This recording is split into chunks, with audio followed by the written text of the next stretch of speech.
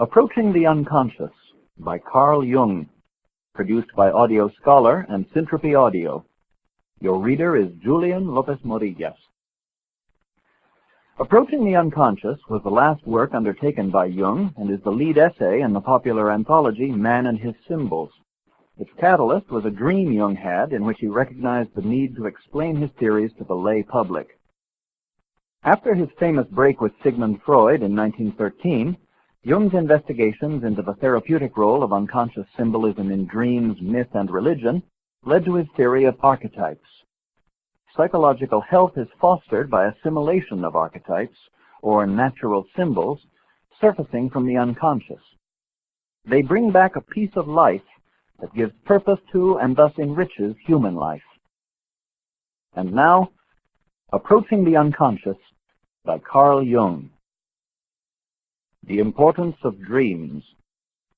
Man uses the spoken or written word to express the meaning of what he wants to convey.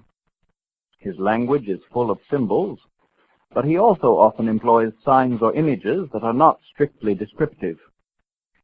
Some are mere abbreviations or strings of initials, such as UN, UNICEF, or UNESCO.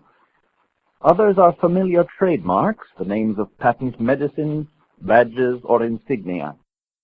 Although these are meaningless in themselves, they have acquired a recognizable meaning through common usage or deliberate intent. Such things are not symbols. They are signs, and they do no more than denote the objects to which they are attached. What we call a symbol is a term, a name, or even a picture that may be familiar in daily life, yet that possesses specific connotations in addition to its conventional and obvious meaning. It implies something vague, unknown, or hidden from us. It has a wider unconscious aspect that is never precisely defined or fully explained, nor can one hope to define or explain it. As the mind explores the symbol, it is led to ideas that lie beyond the grasp of reason. Because there are innumerable things beyond the range of human understanding, we constantly use symbolic terms to represent concepts that we cannot define or fully comprehend. This is one reason why all religions employ symbolic language or images. But this conscious use of symbols is only one aspect of a psychological fact of great importance. Man also produces symbols unconsciously and spontaneously in the form of dreams. It is not easy to grasp this point, but the point must be grasped if we are to know more about the ways in which the human mind works. Man, as we realize if we reflect for a moment, never perceives anything fully or comprehends anything completely. He can see, hear, touch, and taste, but how far he sees, how well he hears, what his touch tells him, and what he tastes, depend upon the number and quality of his senses. These limit his perception of the world around him. By using scientific instruments, he can partly compensate for the deficiencies of his senses. For example, he can extend the range of his vision by binoculars, or of his hearing by electrical amplification. But the most elaborate apparatus cannot do more than bring distant or small objects within range of his eyes, or make faint sounds more audible. No matter what instruments he uses, at some point he reaches the edge of certainty beyond which conscious knowledge cannot pass. There are, moreover, unconscious aspects of our perception of reality. The first is the fact that even when our senses react to real phenomena, sights and sounds, they are somehow translated from the realm of reality into that of the mind. Within the mind, they become psychic events, whose ultimate nature is unknowable, for the psyche cannot know its own psychical substance. Thus, every experience contains an indefinite number of unknown factors, not to speak of the fact that every concrete object is always unknown in certain respects, because we cannot know the ultimate nature of matter itself. Then there are certain events of which we have not consciously taken note. They have remained, so to speak, below the threshold of consciousness. They have happened, but they have been absorbed subliminally without our conscious knowledge. We can become aware of such happenings only in a moment of intuition, or by a process of profound thought that leads to a later realization that they must have happened. And though we may have originally ignored their emotional and vital importance, it later wells up from the unconscious as a sort of afterthought. It may appear, for instance, in the form of a dream. As a general rule, the unconscious aspect of any event is revealed to us in dreams, where it appears not as a rational thought, but as a symbolic image. As a matter of history, it was the study of dreams that first enabled psychologists to investigate the unconscious aspect of conscious psychic events. It is on such evidence that psychologists assume the existence of an unconscious psyche, though many scientists and philosophers deny its existence. They argue, naively, that such an assumption implies the existence of two subjects, or, to put it in a common phrase, two personalities within the same individual. But this is exactly what it does imply, quite correctly. And it is one of the curses of modern man that many people suffer from this divided personality. It is by no means a pathological symptom.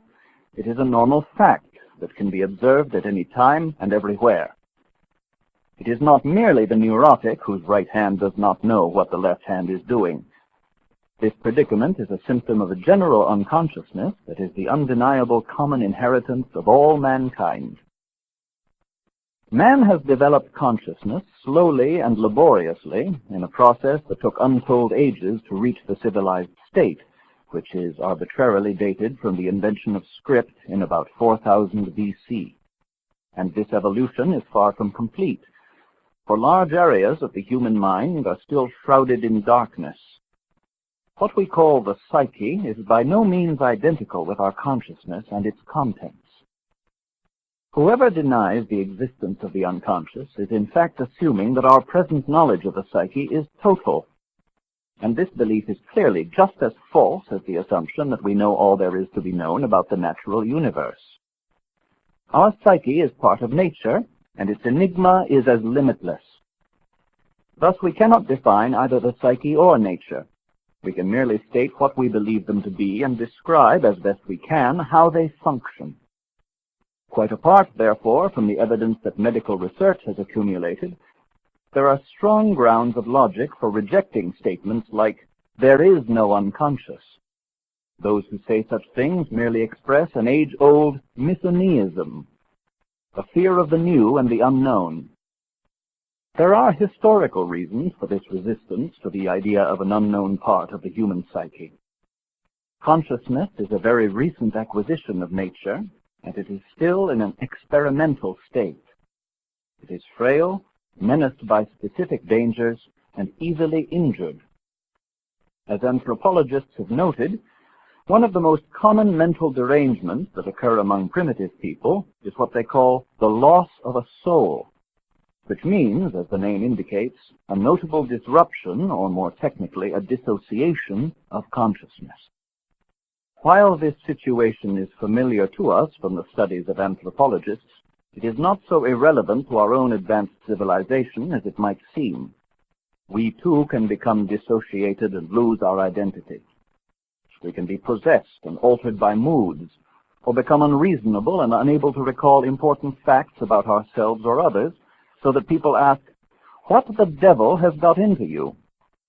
We talk about being able to control ourselves, but self-control is a rare and remarkable virtue. We may think we have ourselves under control, yet a friend can easily tell us things about ourselves of which we have no knowledge. Beyond doubt, even in what we call a high level of civilization, human consciousness has not yet achieved a reasonable degree of continuity. It is still vulnerable and liable to fragmentation. This capacity to isolate part of one's mind, indeed, is a valuable characteristic. It enables us to concentrate upon one thing at a time, excluding everything else that may claim our attention. But there is a world of difference between a conscious decision to split off and temporarily suppress a part of one's psyche, and a condition in which this happens spontaneously, without one's knowledge or consent, and even against one's intention. The former is a civilized achievement, the latter a primitive loss of a soul, or even the pathological cause of a neurosis. Thus, even in our day, the unity of consciousness is still a doubtful affair. It can too easily be disrupted. An ability to control one's emotions, that may be very desirable from one point of view, would be a questionable accomplishment from another, for it would deprive social intercourse of variety, color, and warmth. It is against this background that we must review the importance of dreams, those flimsy, evasive, unreliable, vague, and uncertain fantasies. To explain my point of view, I would like to describe how it developed over a period of years, and how I was led to conclude that dreams are the most frequent and universally accessible source for the investigation of man's symbolizing faculty. Sigmund Freud was the pioneer who first tried to explore empirically the unconscious background of consciousness. He worked on the general assumption that dreams are not a matter of chance, but are associated with conscious thoughts and problems.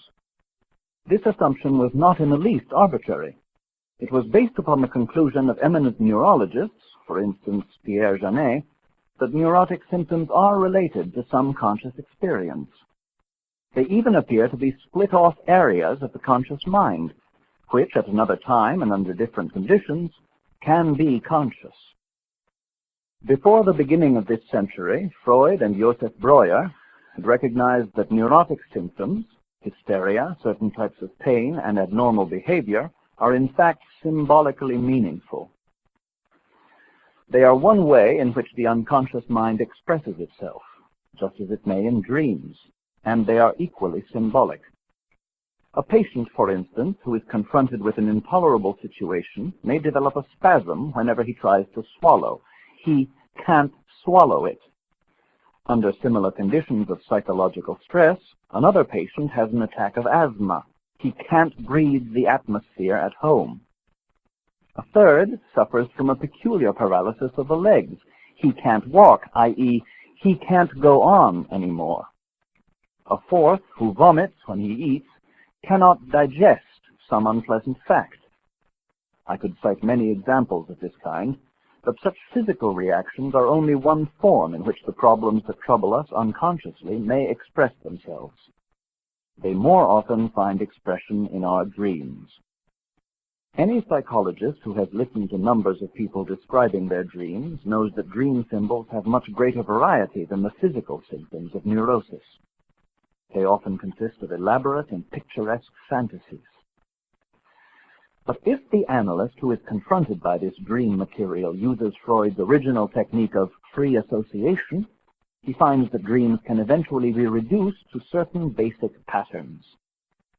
This technique played an important part in the development of psychoanalysis, for it enabled Freud to use dreams as a starting point from which the unconscious problem of the patient might be explored. Freud made the simple but penetrating observation that if a dreamer is encouraged to go on talking about his dream images and the thoughts that these prompt in his mind, he will give himself away and reveal the unconscious background of his ailments in both what he says and what he deliberately omits saying.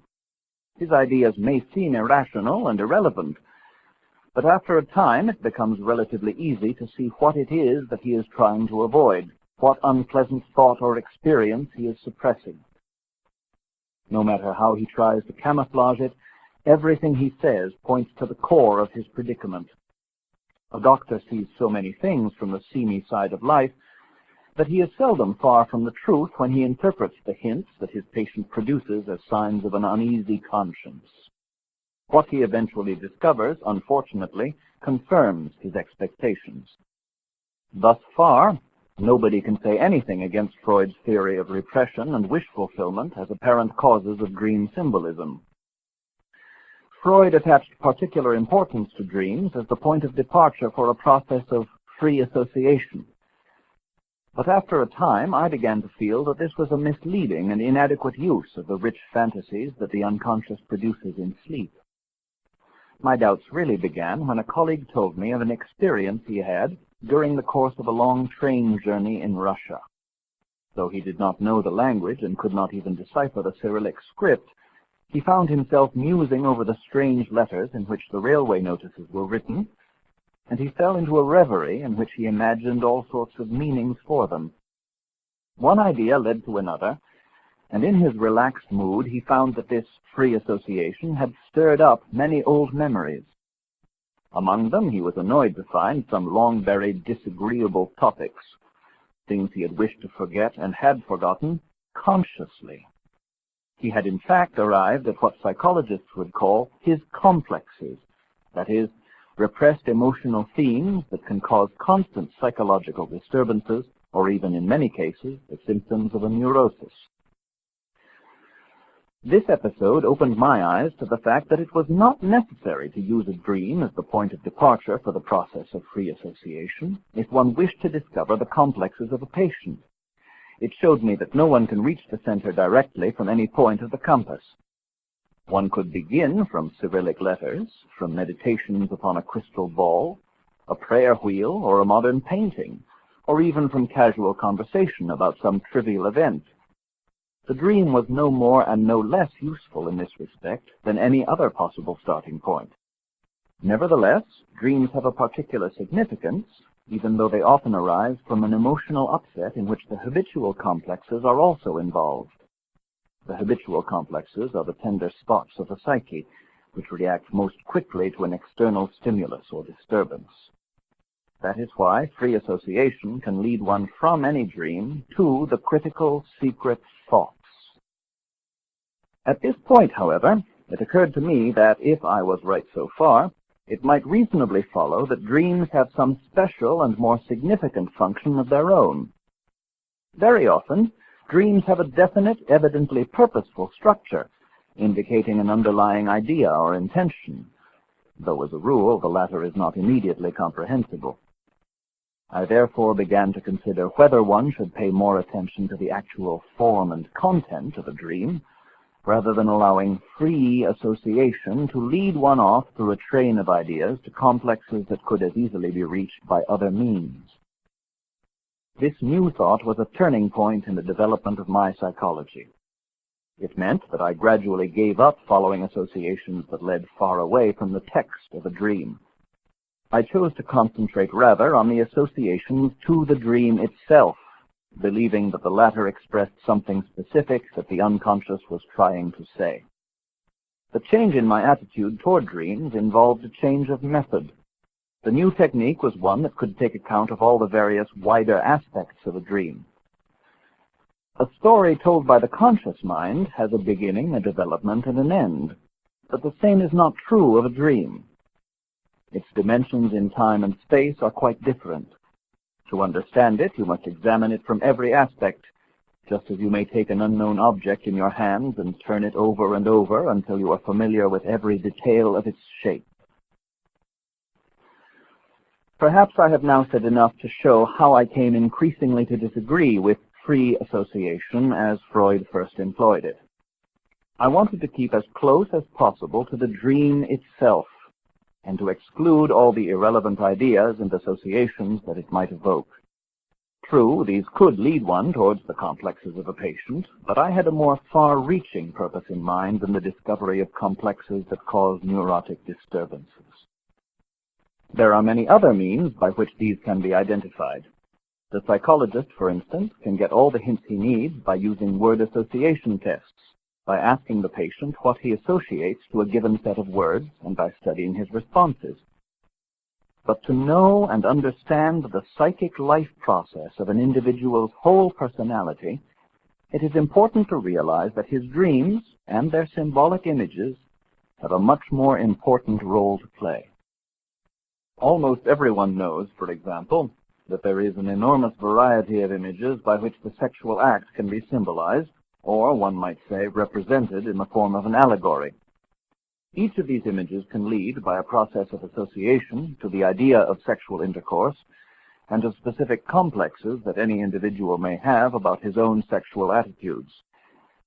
But one could just as well unearth such complexes by daydreaming on a set of indecipherable Russian letters. I was thus led to the assumption that a dream can contain some message other than the sexual allegory, and that it does so for definite reasons.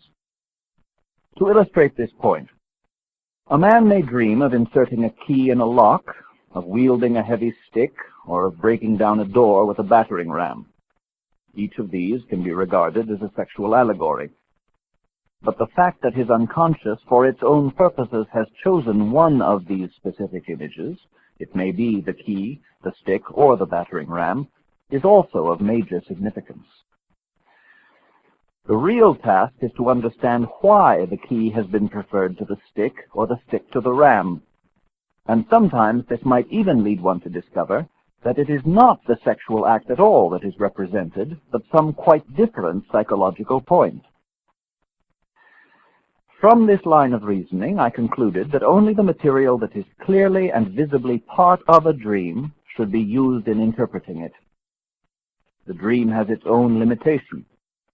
Its specific form itself tells us what belongs to it and what leads away from it. While free association lures one away from that material in a kind of zigzag line, the method I evolved is more like a circumambulation whose center is the dream picture.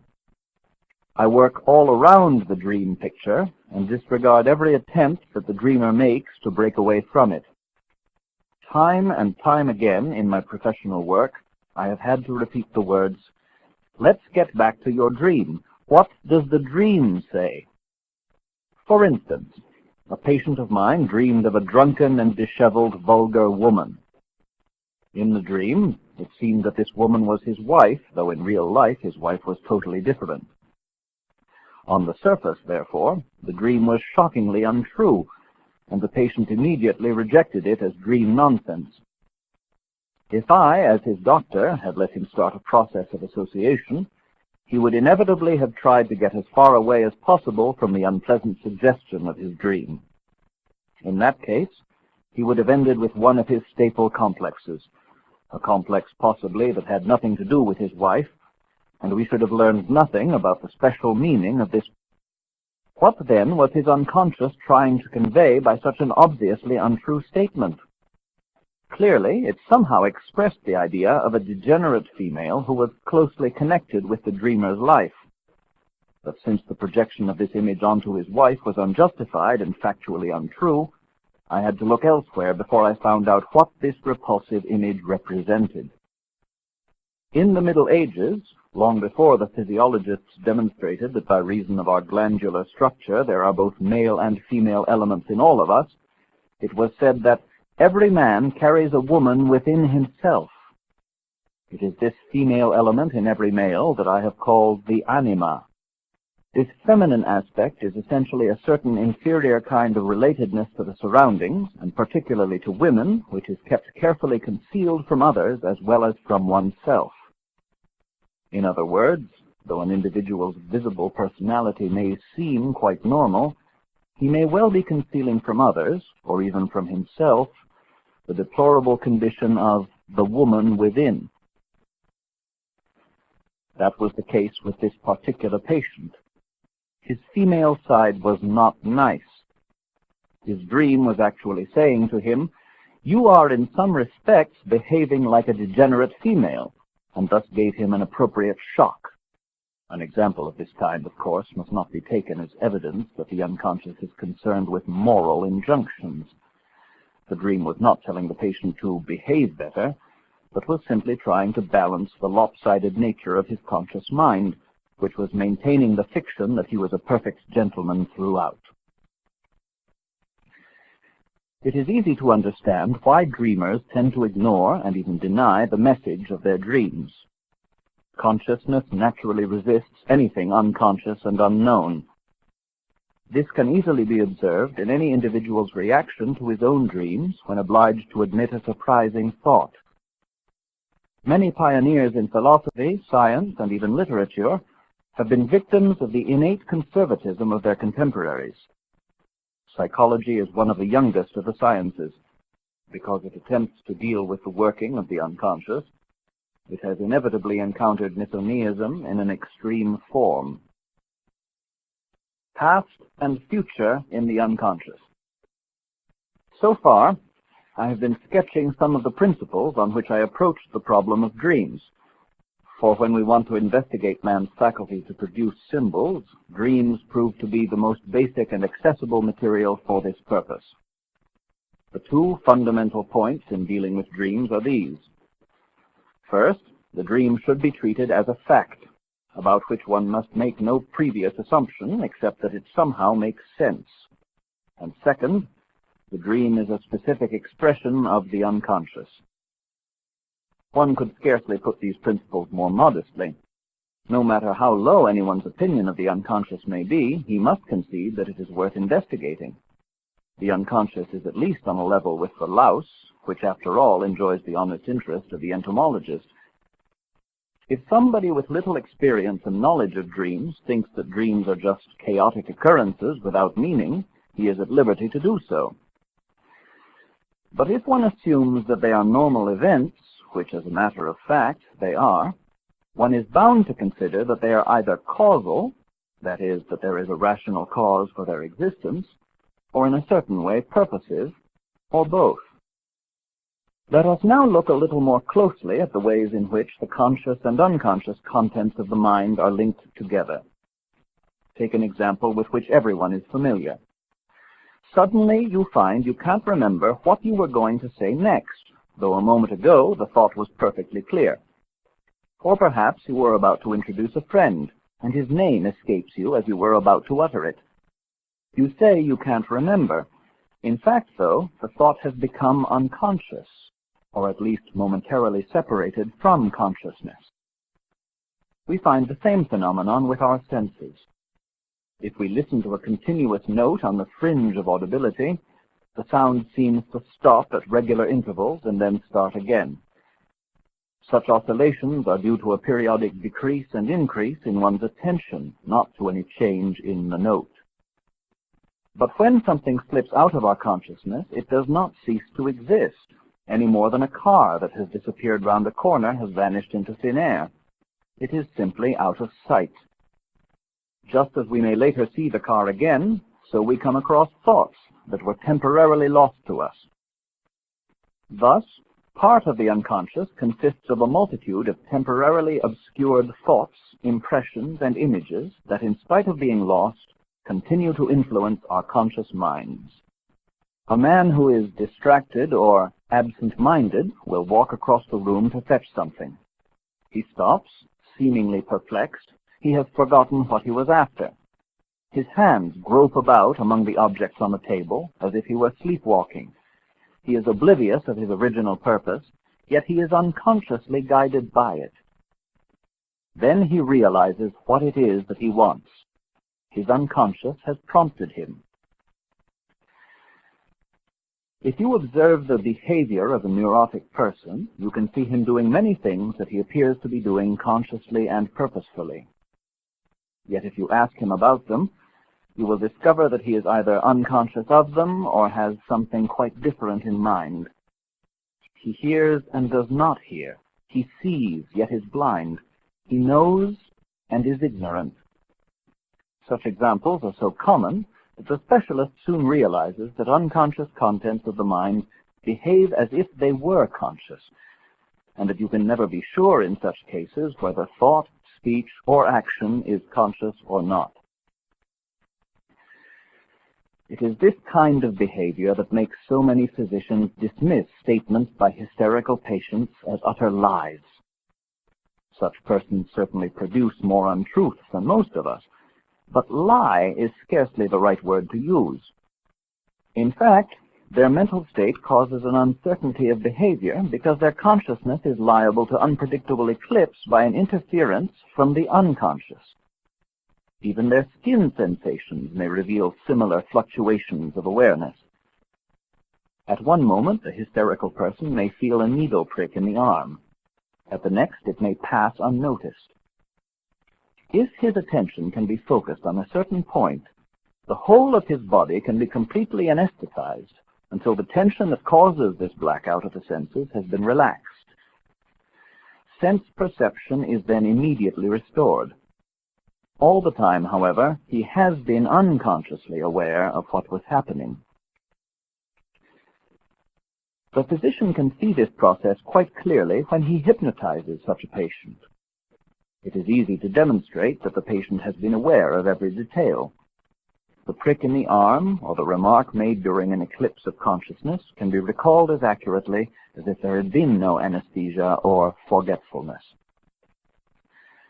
I recall a woman who was once admitted to the clinic in a state of complete stupor.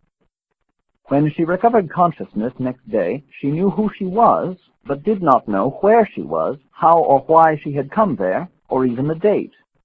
Yet after I had hypnotized her, she told me why she had fallen ill, how she had got to the clinic, and who had admitted her. All these details could be verified. She was even able to tell the time at which she had been admitted, because she had seen a clock in the entrance hall. Under hypnosis, her memory was as clear as if she had been completely conscious all the time. When we discuss such matters, we usually have to draw on evidence supplied by clinical observation. For this reason, many critics assume that the unconscious and all its subtle manifestations belong solely to the sphere of psychopathology. They consider any expression of the unconscious as something neurotic or psychotic, which has nothing to do with a normal mental state. But neurotic phenomena are by no means the product exclusively of disease. They are, in fact, no more than pathological exaggerations of normal occurrences. It is only because they are exaggerations that they are more obvious than their normal counterparts. Hysterical symptoms can be observed in all normal persons, but they are so slight that they usually pass unnoticed. Forgetting, for instance, is a normal process in which certain conscious ideas lose their specific energy because one's attention has been deflected. When interest turns elsewhere, it leaves in shadow the things with which one was previously concerned, just as a searchlight lights upon a new area by leaving another in darkness. This is unavoidable, for consciousness can keep only a few images in full clarity at one time, and even this clarity fluctuates. But the forgotten ideas have not ceased to exist. Although they cannot be reproduced at will, they are present in a subliminal state, just beyond the threshold of recall, from which they can rise again spontaneously at any time, often after many years of apparently total oblivion. I am speaking here of things we have consciously seen or heard and subsequently forgotten. But we all see, hear, smell, and taste many things without noticing them at the time, either because our attention is deflected or because the stimulus to our senses is too slight to leave a conscious impression. The unconscious, however, has taken note of them, and such subliminal sense perceptions play a significant part in our everyday lives. Without our realizing it, they influence the way in which we react to both events and people. An example of this that I found particularly revealing was provided by a professor who had been walking in the country with one of his pupils, absorbed in serious conversation. Suddenly, he noticed that his thoughts were being interrupted by an unexpected flow of memories from his early childhood. He could not account for this distraction. Nothing in what had been said seemed to have any connection with these memories. On looking back, he saw that he had been walking past a farm when the first of these childhood recollections had surged up in his mind. He suggested to his pupils that they should walk back to the point where the fantasies had begun. Once there, he noticed the smell of geese, and instantly he realized that it was this smell that had touched off the flow of memories. In his youth, he had lived on a farm where geese were kept, and their characteristic smell had left a lasting, though forgotten, impression. As he passed the farm on his walk, he had noticed the smell subliminally, and this unconscious perception had called back long-forgotten experiences of his childhood. The perception was subliminal because the attention was engaged elsewhere, and the stimulus was not strong enough to deflect it and to reach consciousness directly. Yet it had brought up these forgotten memories. Such a cue or trigger effect can explain the onset of neurotic symptoms, as well as more benign memories, when a sight, smell, or sound recalls a circumstance in the past. A girl, for instance, may be busy in her office, apparently in good health and spirits. A moment later, she develops a blinding headache and shows other signs of distress. Without consciously noticing it, she has heard the foghorn of a distant ship, and this has unconsciously reminded her of an unhappy parting with a lover whom she had been doing her best to forget. There are many reasons recalled to mind. An interesting example is that of cryptomnesia, or filled recollection. An author may be writing steadily to a preconceived plan, working out an argument or developing the line of a story, when he suddenly runs off at a tangent. Perhaps a fresh idea has occurred to him, or a different image, or a whole new subplot. If you ask him what prompted the digression, he will not be able to tell you. He may not even have noticed the change, though he has now produced material that is entirely fresh and apparently unknown to him before. Yet it can sometimes be shown convincingly that what he has written bears a striking similarity to the work of another author, a work that he believes he had never seen. I myself found a fascinating example of this in Nietzsche's book Thus Spake Zarathustra, where the author reproduces almost word for word an incident reported in a ship's log for the year 1686. By sheer chance, I had read this seaman's yarn in a book published about 85, half a century before Nietzsche wrote, and when I found the similar passage in Thus Spake Zarathustra, I was struck by its peculiar style, which was different from Nietzsche's usual language. I was convinced that Nietzsche must also have seen the old book, though he made no reference to it. I wrote to his sister, who was still alive, and she confirmed that she and her brother had in fact read the book together when he was 11 years old. I think, from the context, it is inconceivable that Nietzsche had any idea that he was plagiarizing this story.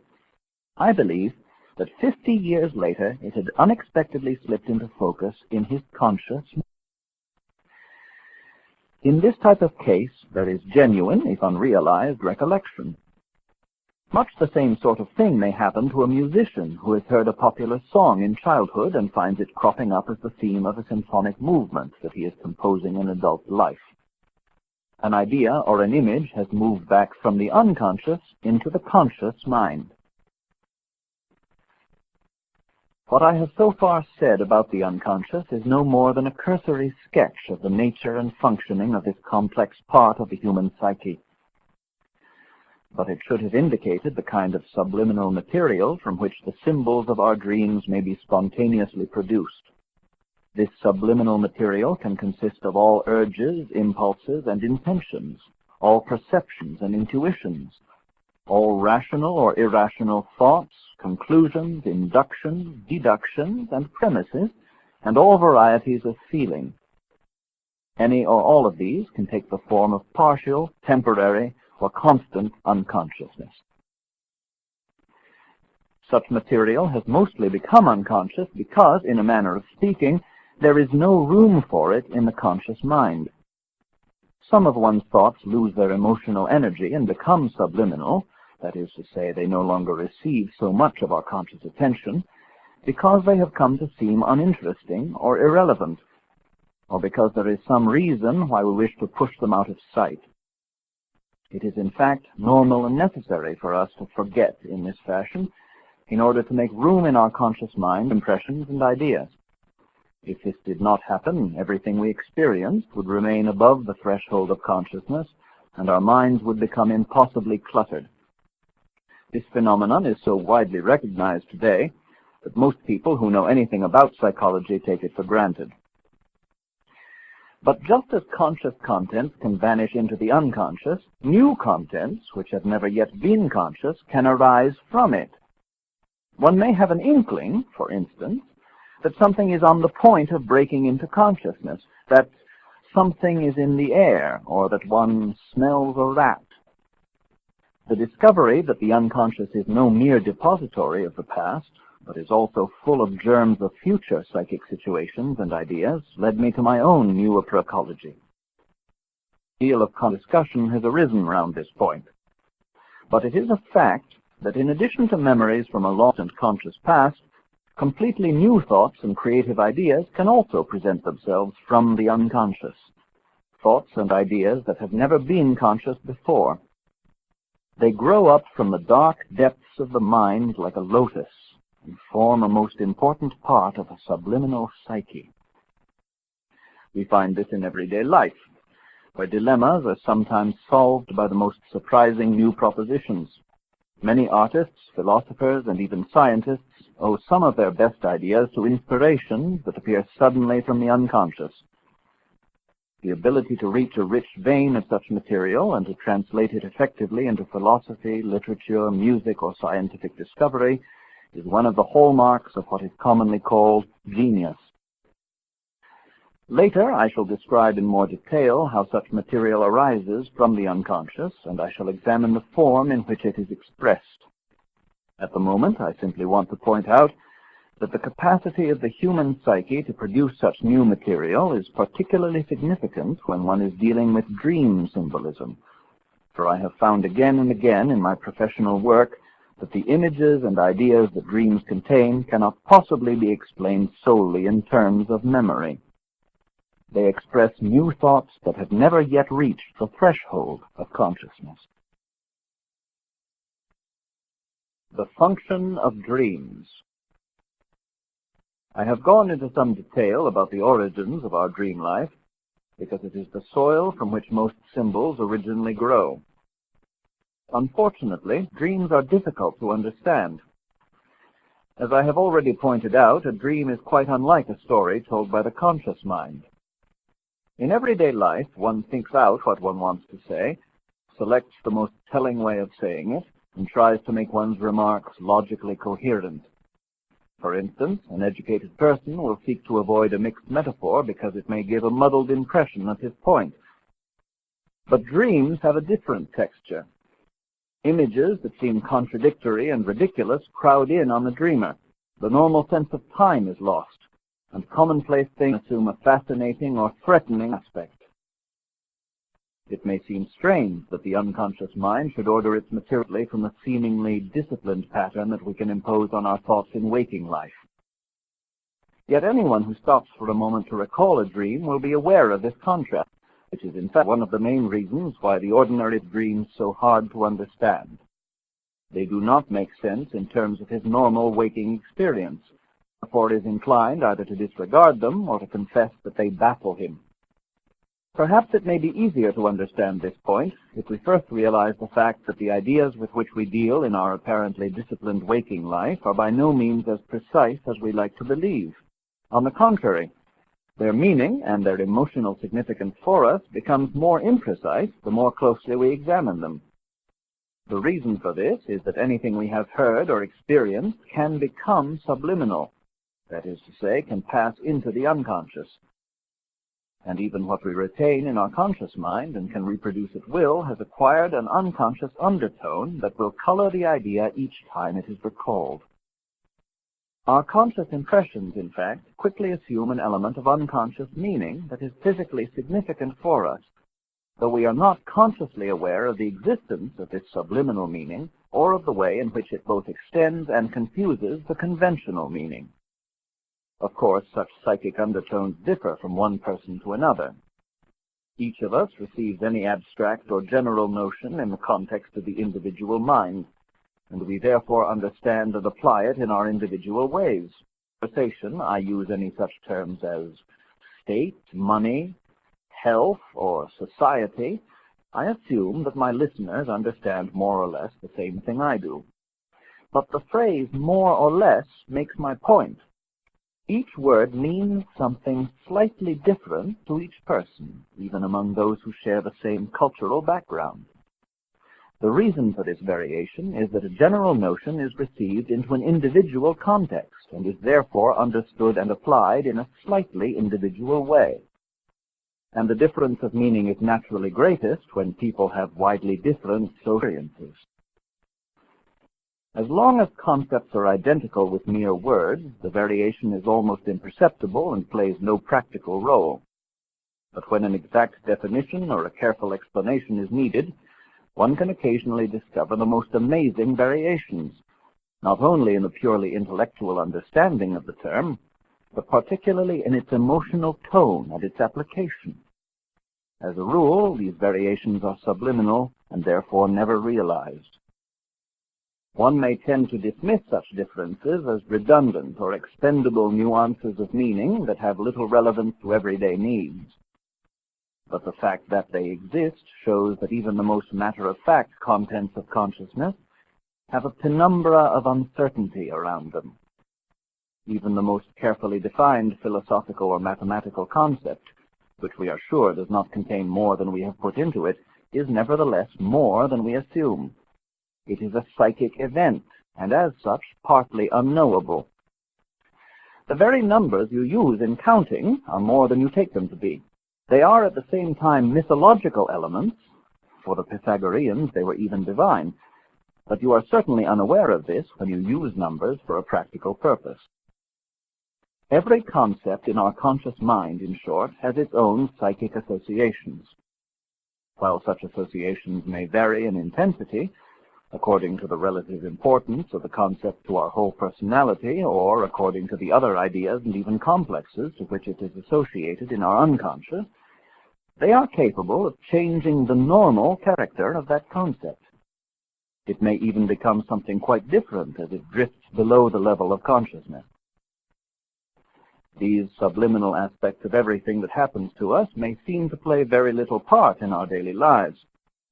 But in dream analysis, where the psychologist is dealing with expressions of the unconscious, they are very relevant, for they are the almost invisible roots of our conscious thoughts. That is why commonplace objects or ideas can assume such powerful psychic significance in a dream that we may awake seriously disturbed, in spite of having dreamed of nothing worse than a locked room or a missed train.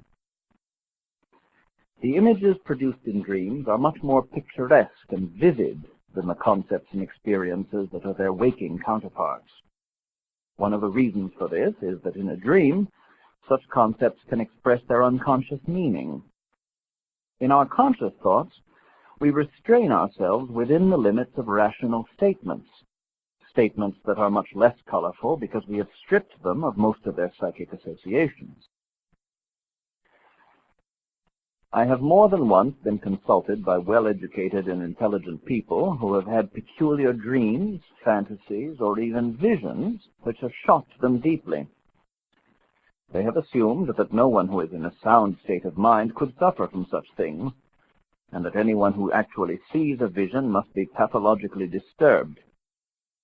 A theologian once told me that Ezekiel's visions were nothing more than morbid symptoms, and that when Moses and other prophets heard voices speaking to them, they were suffering from hallucinations. He felt when something of this kind spontaneously happened to him.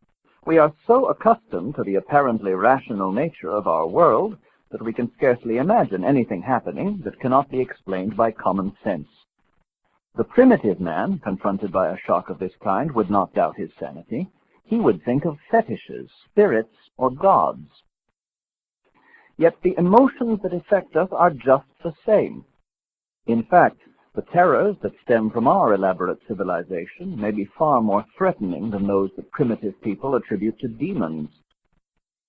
The attitude of modern civilized man sometimes reminds me of a psychotic patient in my clinic who was himself a doctor.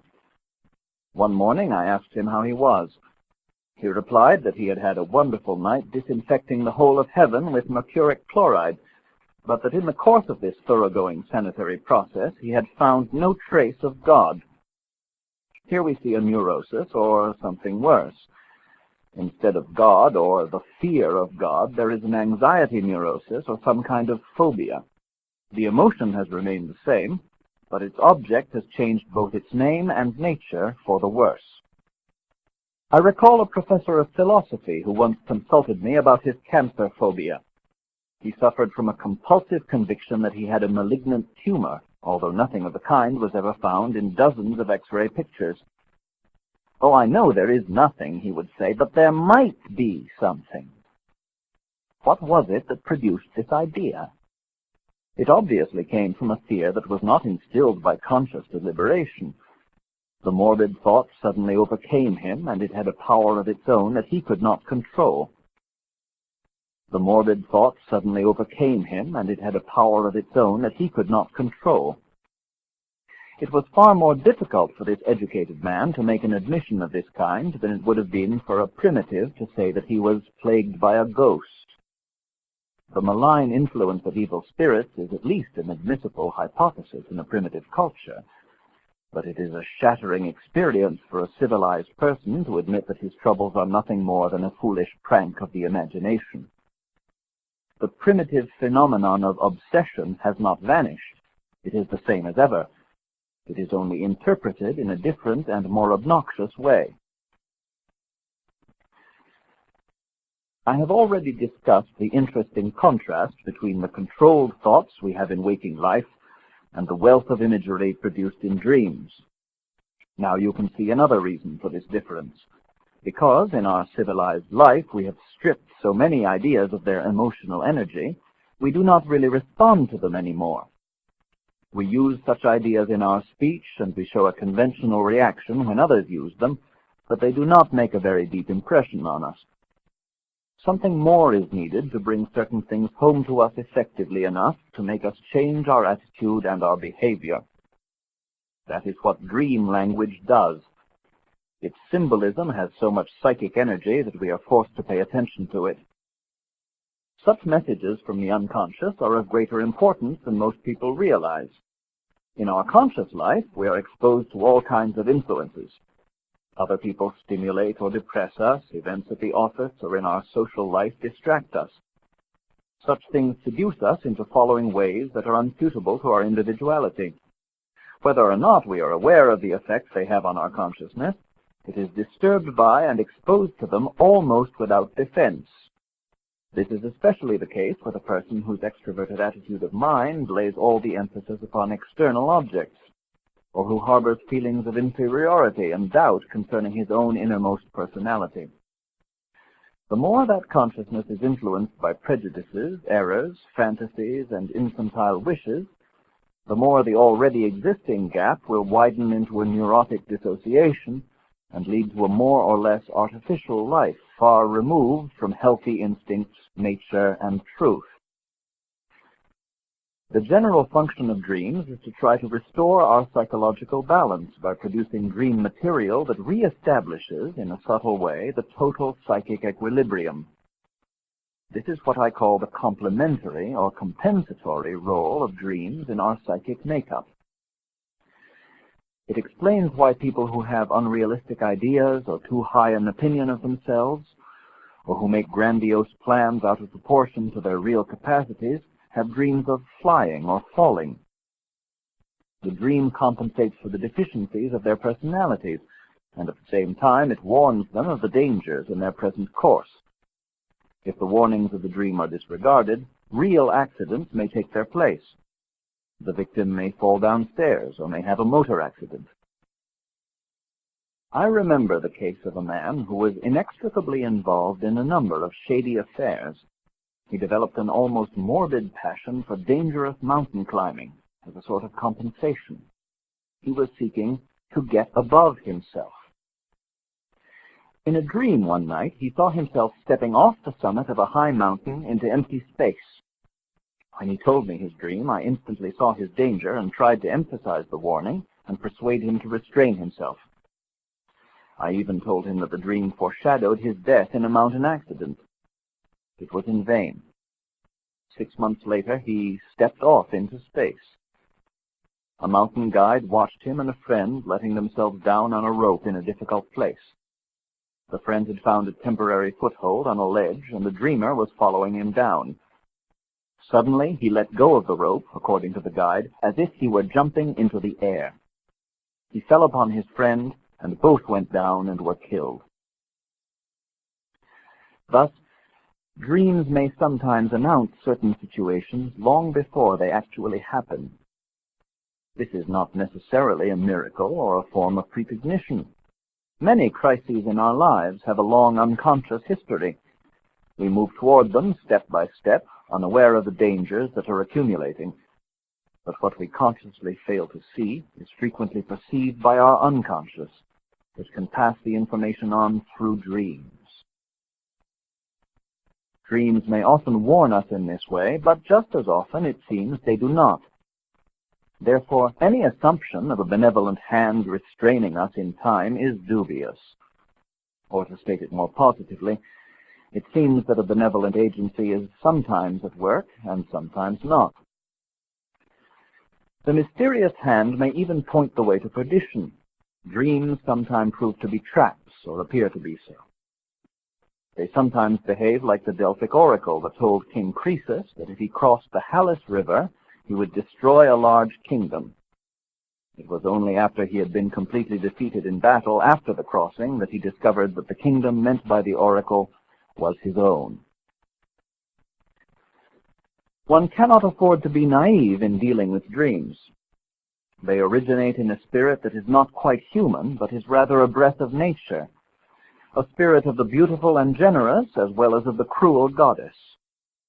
If we want to characterize this spirit, we shall certainly get closer to it in the sphere of ancient mythologies or the fables of the primeval forest than in the consciousness of modern man. I am not denying that great gains have resulted from the evolution of civilized society, but these gains have been made at the price of enormous losses, whose extent we have scarcely begun to estimate. Part of the purpose of my comparisons between the primitive and the civilized states of man has been to show the balance of these losses and gains. Primitive man was much more governed by his instincts than are his rational modern descendants, who have learned to control themselves. In this civilizing process, we have increasingly divided our consciousness from the deeper instinctive strata of the human psyche, and even ultimately from the somatic basis of the psychic phenomenon. Fortunately, we have not lost these basic instinctive strata. They remain part of the unconscious, even though they may express themselves only in the form of dream images. These instinctive phenomena, one may not incidentally always recognize them for what they are, for their character is symbolic, play a vital part in what I have called the compensating function of dreams. For the sake of mental stability and even physiological health, the unconscious and the conscious must be integrally connected and thus move on parallel lines. If they are split apart or dissociated, psychological disturbance follows. In this respect, dream symbols are the essential message carriers from the instinctive to the rational parts of the human mind, and their interpretation enriches the poverty of consciousness so that it learns to understand again the forgotten language of the instincts. Of course, people are bound to query this function, since its symbols so often pass unnoticed or uncomprehended.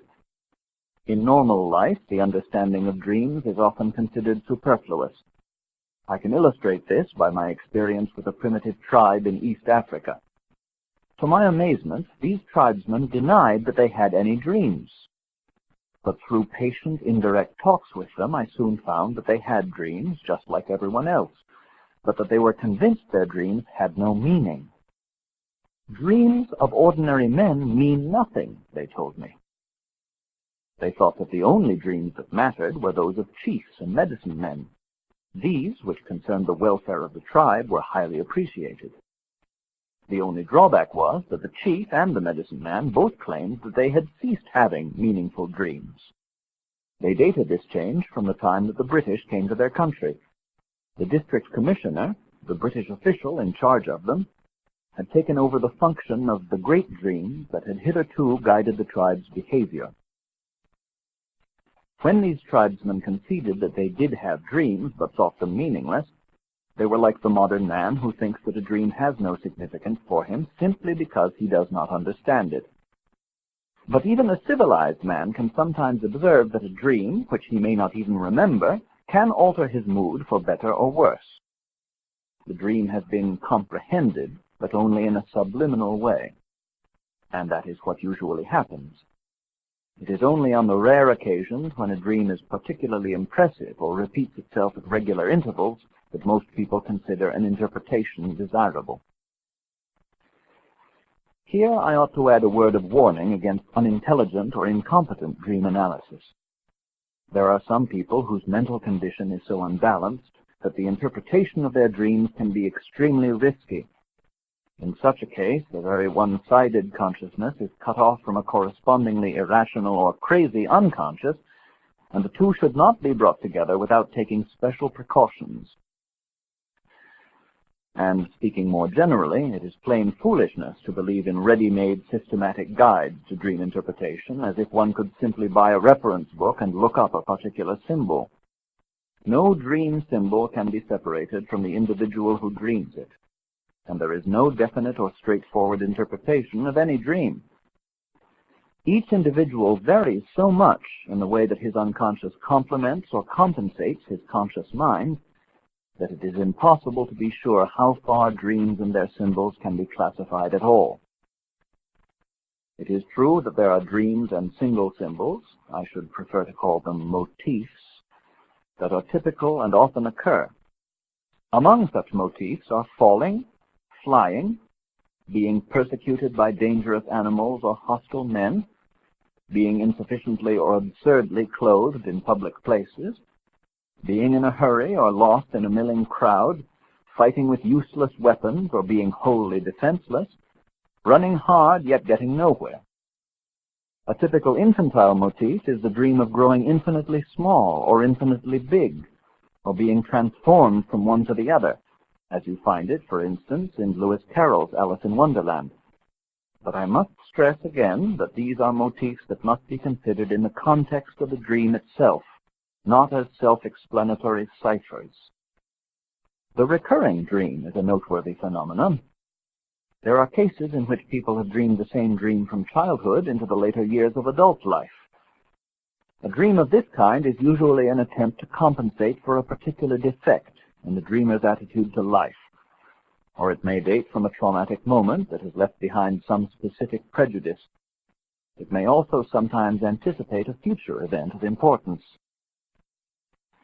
I myself dreamed of a motif over several years in which I would discover a part of my house that I did not know existed. Sometimes it was the quarters where my long-dead parents lived, in which my father, to my surprise, had a laboratory where he studied the comparative anatomy of fish, and my mother ran a hotel for ghostly visitors. Usually, this unfamiliar guest wing was an ancient historical building, long forgotten, yet my inherited property. It contained interesting antique furniture, and toward the end of this series of dreams, I discovered an old library whose books were unknown to me. Finally, in the last dream, I opened one of the books and found in it a profusion of the most marvelous symbolic pictures. When I awoke, my heart was palpitating with excitement.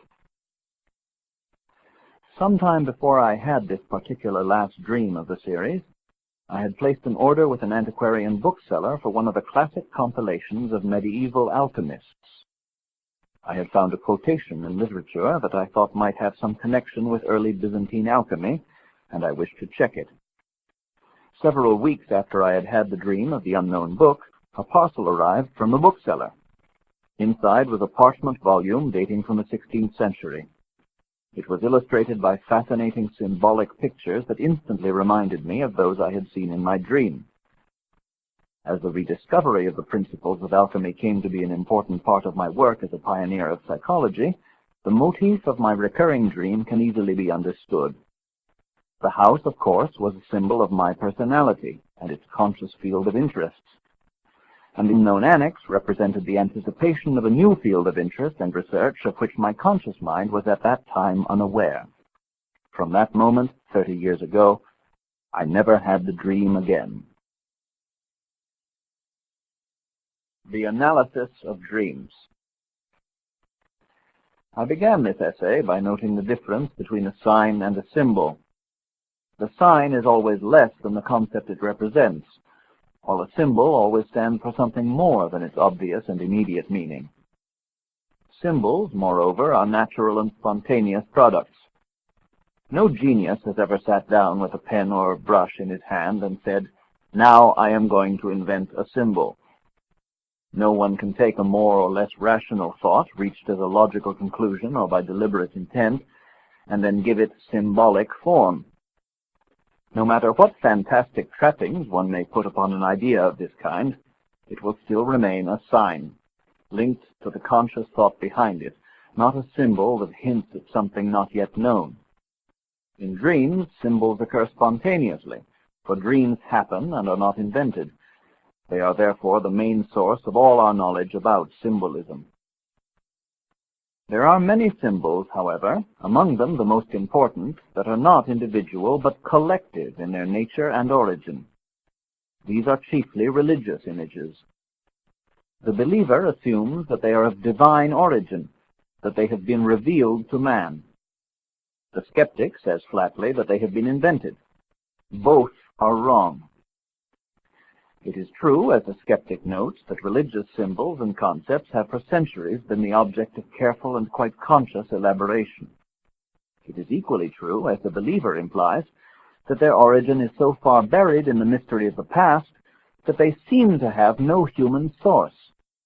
But they are, in fact, collective representations, emanating from primeval dreams and created fantasies. As such, these images are involuntary, spontaneous manifestations, and by no means intentional inventions. This fact, as I shall later explain, has a direct and important bearing upon the interpretation of dreams.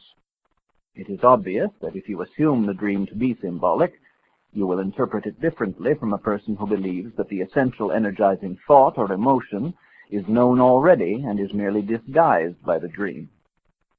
In the latter case, dream interpretation makes little sense, for you find only what you already know. It is for this reason that I have always said to my pupils, learn as much as you can about symbolism, then forget it all when you are analyzing a dream. This advice is of such practical importance that I have made it a rule to remind myself that I can never understand somebody else's dream well enough to interpret it correctly. I have done this in order to check the flow of my own associations and reactions, which might otherwise prevail over my patient's uncertainties and hesitations. As it is of the greatest therapeutic importance for an analyst to get the particular message of a dream, that is, the contribution that the unconscious is making to the conscious mind, as accurately as possible, it is essential for him to explore the content of a dream with the utmost thoroughness. I had a dream when I was working with Freud that illustrates this point. I dreamed that I was in my home, apparently on the first floor, in a cozy, pleasant sitting room furnished in the manner of the 18th century. I was astonished that I had never seen this room before, and began to wonder what the ground floor was like. I went downstairs and found the place was rather dark, with paneled walls and heavy furniture dating from the 16th century or even earlier. My surprise and curiosity increased.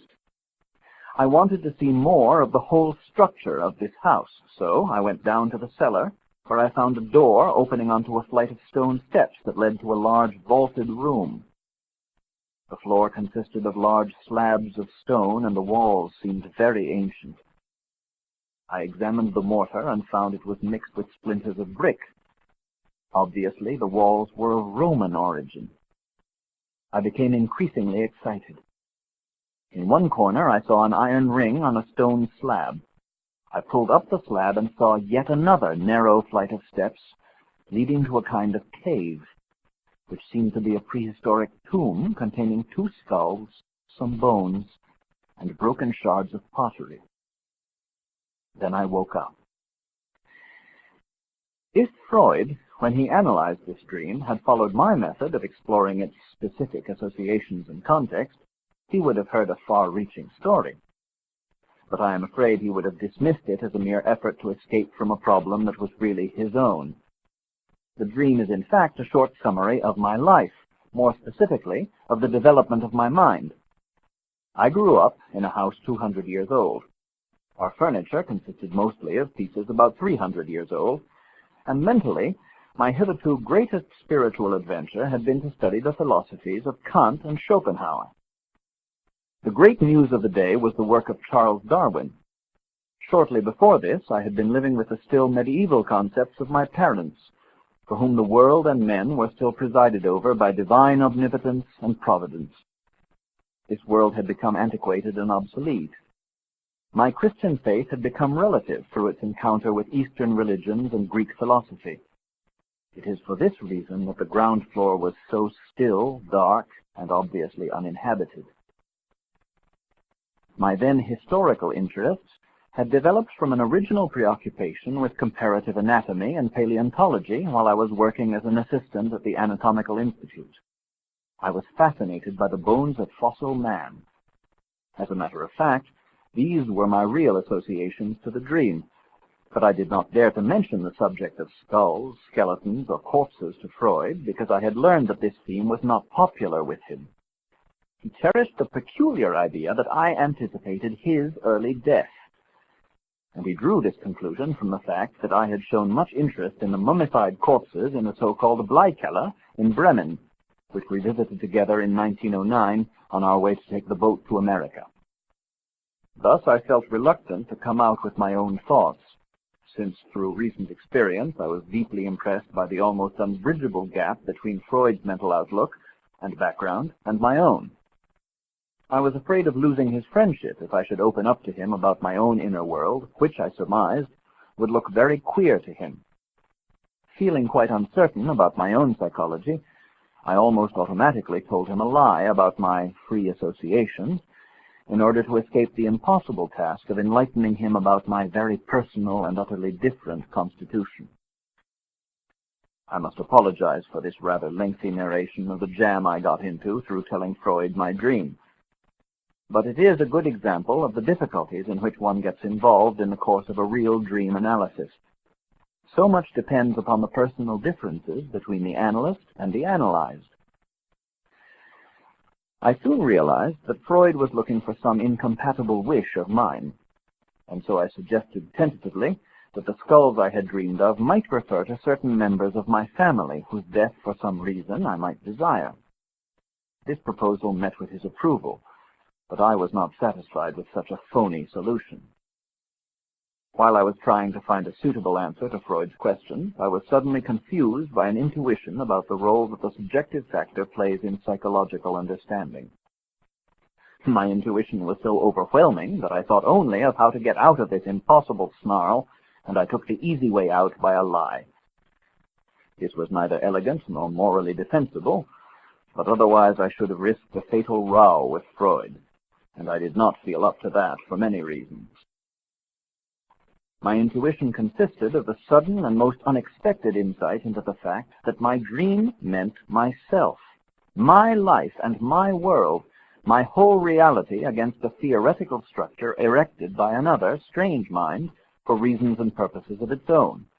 It was not Freud's dream, it was mine, and I understood suddenly in a flash what my dream meant. This conflict illustrates a vital point about dream analysis.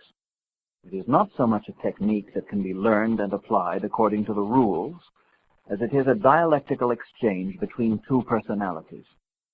If it is handled as a mechanical technique, the individual psychic personality of the dreamer gets lost, and the therapeutic problem is reduced to the simple question, which of the two people concerned, the analyst or the dreamer, will dominate the other? I gave up hypnotic treatment for this very reason, because I did not want to impose my will on others. I wanted the healing processes to grow out of the patient's own personality, not from suggestions by me that would have only a passing effect. My aim was to protect and preserve my patient's dignity and freedom, so that he could live his life according to his own wishes. In this exchange with Freud, it dawned on me for the first time that before we construct general theories about man and his psyche, we should learn a lot more about the real human being we have to deal with. The individual is the only reality. The further we move away from the individual toward abstract ideas about Homo sapiens, the more likely we are to fall into error. In these times of social upheaval and rapid change, it is desirable to know much more than we do about the individual human being, for so much depends upon his mental and moral qualities. But if we are to see things in their right perspective, we need to understand the past of man as well as his present. That is why an understanding of myths and symbols is of essential importance. The problem of types. In spite of the fact that dreams demand individual treatment, some generalities are necessary in order to classify and clarify the material that the psychologist collects by studying many individuals. It would obviously be impossible to formulate any psychological theory or to teach it by describing large numbers of separate cases without any effort to see what they have in common and how they differ. Any general characteristic can be chosen as a basis. One can, for instance, make a relatively simple distinction between individuals who have extroverted personalities and others who are introverted. This is only one of many possible generalizations, but it enables one to see immediately the difficulties that can arise if the analyst should happen to be one type and his patient the other. It is vitally necessary to take account of such differences of personality in dream interpretation.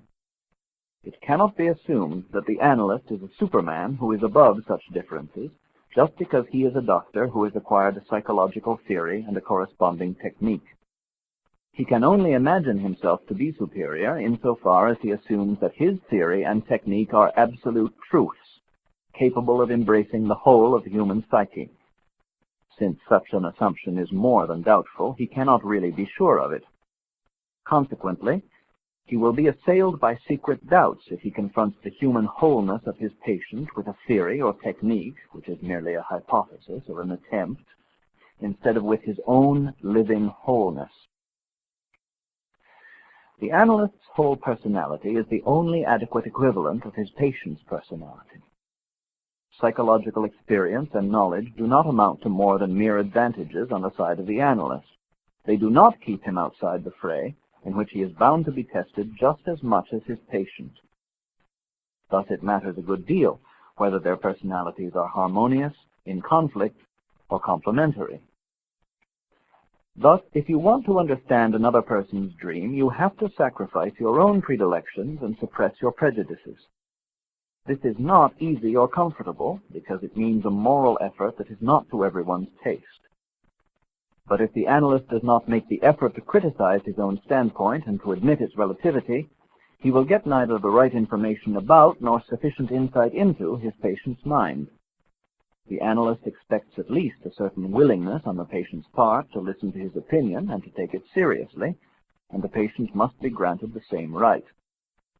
Although such a relationship is indispensable for any understanding and is therefore of self-evident necessity, one must remind oneself again and again that it is more important in therapy for the patient than for the analyst's theoretical expectations to be satisfied. The patient's resistance to the analyst's interpretation is not necessarily wrong. It is rather a sure sign that something does not click. Either the patient has not yet reached the point, or the interpretation does not fit. In our efforts to interpret the dream symbols of another person, we are almost invariably hampered by our tendency to fill in the unavoidable gaps in our understanding by projection. That is, by the assumption that what the analyst perceives or thinks is equally perceived or thought by the dreamer. To overcome this source of error, I have always insisted on the importance of sticking to the context of the particular dream and excluding all theoretical assumptions about dreams in general, except for the hypothesis that dreams in some way make sense. One of my patients had a very high opinion of himself and was unaware that almost everyone who knew him was irritated by his air of moral superiority. He came to me with a dream in which he had seen a drunken tramp rolling in a ditch, a sight that evoked from him only the patronizing comment, "It's terrible to see how low a man can fall." It was evident that the unpleasant nature of the dream was at least in part an attempt to offset his inflated opinion of his own merits. But there was something more to it than this. It turned out that he had a brother who was a degenerate alcoholic. What the dream also revealed was that his superior attitude was compensating the brother, both as an outer and inner figure. In another case I recall, a woman who was proud of her intelligent understanding of psychology had recurring dreams about another woman. When in ordinary life she met this woman, she did not like her, thinking her a vain and dishonest intriguer. But in the dreams, almost as a sister, friendly and likable. My patient could not understand why she should dream so favorably about a person she disliked. But these dreams were trying to convey the idea that she herself was shadowed by an unconscious character that resembled the other woman. It was hard for my patient, who had very clear ideas about her own personality, to realize that the dream was telling her about her own power complex and her hidden motivations, unconscious influences that had more than once led to disagreeable rows with her friends. She had always blamed others for these, not herself. It is not merely the shadow side of our personalities that we overlook, disregard, and repress. We may also do the same to our positive qualities. An example that comes to mind is that of an apparently modest and self-effacing man with charming manners. He always seemed content with a back seat, but discreetly insisted on being present. When asked to speak, he would offer a well-informed opinion, though he never intruded it. But he sometimes hinted that a given matter could be dealt with in a far superior way at a certain higher level, though he never explained how. In his dreams, however, he constantly had encounters with great historical figures, such as Napoleon and Alexander the Great. These dreams were clearly compensating for an inferiority complex. But they had another implication. What sort of man must I be, the dream was asking, to have such illustrious callers? In this respect, the dreams pointed to a secret megalomania, which offset the dreamer's feeling of inferiority. This unconscious idea of grandeur insulated him from the reality of his environment and enabled him to remain aloof from obligations that would be imperative for other people. He felt no need to prove, either to himself or to others, that his superior judgment was based on superior merit. He was, in fact, unconsciously playing an insane game, and the dreams were seeking to bring it to the level of consciousness in a curiously ambiguous way. Hobnobbing with Napoleon and being on speaking terms with Alexander the Great are exactly the kind of fantasies produced by an inferiority complex. But why, one asks, could not the dream be open and direct about it and say what it had to say without ambiguity? I have frequently been asked this question, and I have asked it myself. I am often surprised at the tantalizing way dreams seem to evade definite information or omit the decisive point. Freud assumed the existence of a special function of the psyche, which he called the censor. This, he supposed, twisted the dream images and made them unrecognizable or misleading in order to deceive the dreaming consciousness about the real subject of the dream. By concealing the critical thought from the dreamer, the censor protected his sleep against the shock of a disagreeable reminiscence. But I am skeptical about the theory that the dream is a guardian of sleep. Dreams just as often disturb sleep. It rather looks as if the approach to consciousness has a blotting out effect upon the subliminal contents of the psyche. The subliminal state retains ideas and images at a much lower level of tension than they possess in consciousness. In the subliminal condition, they lose clarity of definition. The relations between them are less consequential and more vaguely analogous, less rational and therefore more incomprehensible.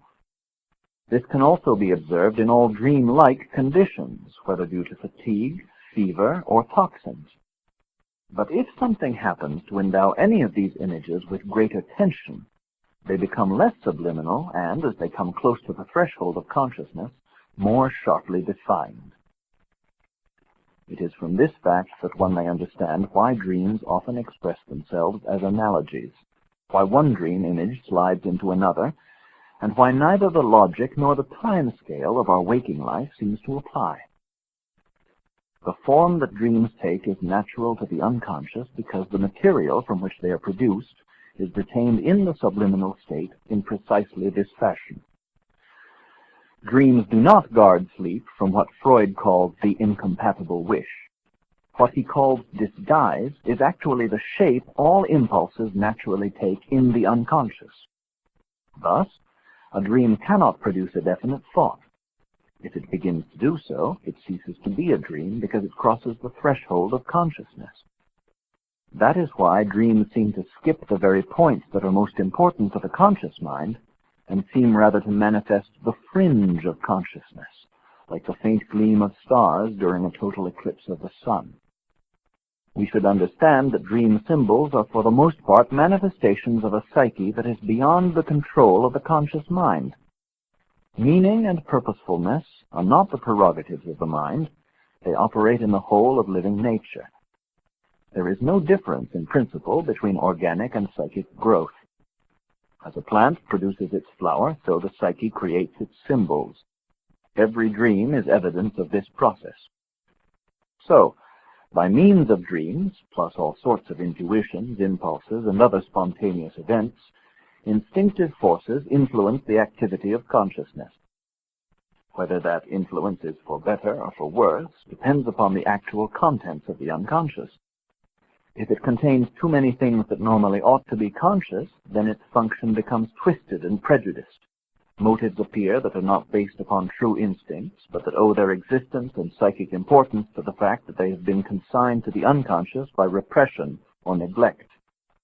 They overlay, as it were, the normal unconscious psyche and distort its natural tendency to express basic symbols and motifs. Therefore, it is reasonable for a psychoanalyst concerned with the causes of a mental disturbance to begin by eliciting from his patient a more or less voluntary confession and realization of everything that the patient dislikes or fears. The knowledge of human nature that I have accumulated in the course of 60 years of practical experience has taught me to consider each case as a new one in which, first of all, I have had to seek the individual approach. Sometimes I have not hesitated to plunge into a careful study of infantile events and fantasies. At other times I have begun at the top, even if this has meant soaring straight into the most remote metaphysical speculations. It all depends on learning the language of the individual patient and following the gropings of his unconscious toward the light. Some cases demand one method and some another. This is especially true when one seeks to interpret symbols. Two different individuals may have almost exactly the same dream. This, as one soon discovers in clinical experience, is less uncommon than the layman may think. Yet if, for instance, one dreamer is young and the other is old, the problem that disturbs them is correspondingly different, and it would be obviously absurd to interpret both dreams in the same way. An example that comes to my mind is a dream in which a group of young men are riding on horseback across a wide field. The dreamer is in the lead, and he jumps a ditch full of water, just clearing this hazard. The rest of the party fall into the ditch.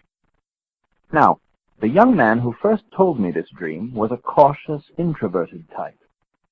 But I also heard the same dream from an old man of daring character who had lived an active and enterprising life. At the time he had this dream, he was an invalid who gave his doctor and nurse a great deal of trouble. He had actually injured himself by his disobedience of medical instructions. It was clear to me that this dream was telling the young man what he ought to do, but it was telling the old man what he actually was still doing. While it encouraged the hesitant young man, the old man was in no such need of encouragement. The spirit of enterprise that still flickered within him was, indeed, his greatest trouble. This example shows how the interpretation of dreams and symbols largely depends upon the individual circumstances of the dreamer and the condition of his mind. The archetype in dream symbolism. I have already suggested that dreams serve the purpose of compensation. This assumption means that the dream is a normal psychic phenomenon that transmits unconscious reactions or spontaneous impulses to consciousness. Many dreams can be interpreted with the help of the dreamer, who provides both the associations to and the context of the dream image, by means of which one can look at all its aspects. This method is adequate in all ordinary cases, such as those when a relative, a friend, or a patient tells you a dream more or less in the course of conversation. But when it is a matter of obsessive dreaming or of highly emotional dreams, the personal associations produced by the dreamer do not usually suffice for a satisfactory interpretation. In such cases, we have to take into consideration the fact, first observed and commented on by Freud, that elements often occur in a dream that are not individual and that cannot be derived from the dreamer's personal experience. These elements, as I have previously mentioned, are what Freud called archaic remnants. Mental forms whose presence cannot be explained by anything in the individual's own life, and which seem to be aboriginal, innate, and inherited shapes of the human mind. Just as the human body represents a whole museum of organs, each with a long evolutionary history behind it, so we should expect to find that the mind is organized in a similar way. It can no more be a product without history than is the body in which it exists. By history, I do not mean the fact that the mind builds itself up by conscious reference to the past through language and other cultural traditions. I am referring to the biological, prehistoric, and unconscious development of the mind in archaic man, whose psyche was still close to that of the animal. This immensely old psyche forms the basis of our mind, just as much of the structure of our body is based on the general anatomical pattern of the mammal. The trained eye of the anatomist or the biologist finds many traces of this original pattern in our bodies. The experienced investigator of the mind can similarly see the analogies between the dream pictures of modern man and the products of the primitive mind, its collective images and its mythological motifs. Just as the biologist needs the science of comparative anatomy, however, the psychologist cannot do without a comparative anatomy of the psyche. In practice, to put it differently, the psychologist must not only have a sufficient experience of dreams and other products of unconscious activity, but also of mythology in its widest sense. Without this equipment, nobody can spot the important analogies. It is not possible, for instance, to see the analogy between a case of compulsion neurosis and that of a classical demonic possession without a working knowledge of both. My views about the archaic remnants, which I call archetypes or primordial images, have been constantly criticized by people who lack a sufficient knowledge of the psychology of dreams and of mythology. The term archetype is often misunderstood as meaning certain definite mythological images or motifs. But these are nothing more than conscious representations. It would be absurd to assume that such variable representations could be inherited. The archetype is a tendency to form such representations of a motif, representations that can vary a great deal in detail without losing their basic pattern. There are, for instance, many representations of the motif of the hostile brethren, but the motif itself remains the same. My critics have incorrectly assumed that I am dealing with inherited representations, and on that ground they have dismissed the idea of the archetype as mere superstition. They have failed to take into account the fact that if archetypes were representations that originated in our consciousness, or were acquired by consciousness, we should surely understand them and not be bewildered and astonished when they present themselves in our consciousness. They are indeed an instinctive trend, as marked as the impulse of birds to build nests or ants to form organized colonies. Here I must clarify the relation between instincts and archetypes. What we properly call instincts are physiological urges and are perceived by the senses. But at the same time, they also manifest themselves in fantasies and often reveal their presence only by symbolic images. These manifestations are what I call the archetypes. They are without known origin, and they reproduce themselves in any time or in any part of the world, even where transmission by direct descent or cross-fertilization through migration must be ruled out. I can remember many cases of people who have consulted me because they were baffled by their own dreams or by their children's. They were at a complete loss to understand the terms of the dreams. The reason was that the dreams contained images that they could not relate to anything they could remember or could have passed on to their children. Yet some of these patients were highly educated. A few of them were actually psychiatrists themselves. I vividly recall the case of a professor who had had a sudden vision and thought he was insane. He came to see me in a state of complete panic. I simply took a 400-year-old book from the shelf and showed him an old woodcut depicting his very vision. "There's no reason for you to believe that you're insane," I said to him. "They knew about your vision 400 years ago." Whereupon he sat down entirely deflated, but once more normal. Like the instincts, the collective thought patterns of the human mind are innate and inherited. They function, when the occasion arises, in more or less the same way in all of us. Emotional manifestations, to which such thought patterns belong, are recognizably the same all over the earth. We can identify them even in animals, and the animals themselves understand one another in this respect, even though they may belong to different species. And what about insects with their complicated symbiotic functions? Most of them do not even know their parents and have nobody to teach them. Why should one assume, then, that man is the only living being deprived of specific instincts, or that his psyche is devoid of all traces of its evolution? Naturally, if you identify the psyche with consciousness, you can easily fall into the erroneous idea that man comes into the world with a psyche that is empty, and that in later years it contains nothing more than what it has learned by individual experience. But the psyche is more than consciousness. Animals have little consciousness, but many impulses and reactions that denote the existence of a psyche, and primitives do a lot of things whose meaning is unknown to them. You may ask many civilized people in vain for the real meaning of the Christmas tree or of the Easter egg. The fact is, they do things without knowing why they do them. I am inclined to the view that things were generally done first, and that it was only a long time afterward that somebody asked why they were done.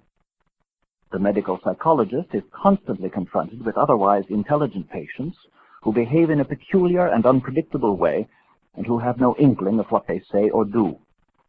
They are suddenly caught by unreasonable moods for which they themselves cannot account. Superficially, such reactions and impulses seem to be of an intimately personal nature, and so we dismiss them as idiosyncratic behavior. In fact, they are based upon a preformed and ever-ready instinctive system that is characteristic of man. Thought forms, universally understandable gestures, and many attitudes follow a pattern that was established long before man developed a reflective consciousness. It is even conceivable that the early origins of man's capacity to reflect come from the painful consequences of violent emotional clashes.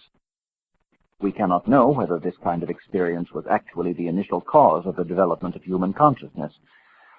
But there is no doubt that the shock of an emotional experience is often needed to make people wake up and pay attention to what they are doing. Such experiences seem to show that archetypal forms are not just static patterns. They are dynamic factors that manifest themselves in impulses, just as spontaneously as the instincts. Certain dreams, visions, or thoughts can suddenly appear, and however carefully one investigates, one cannot find out what causes them. This does not mean that they have no cause. They certainly have. But it is so remote or obscure that one cannot see what it is. In such a case, one must wait either until the dream and its meaning are sufficiently understood, or until some external event occurs that will explain the dream. At the moment of the dream, this event may still lie in the future.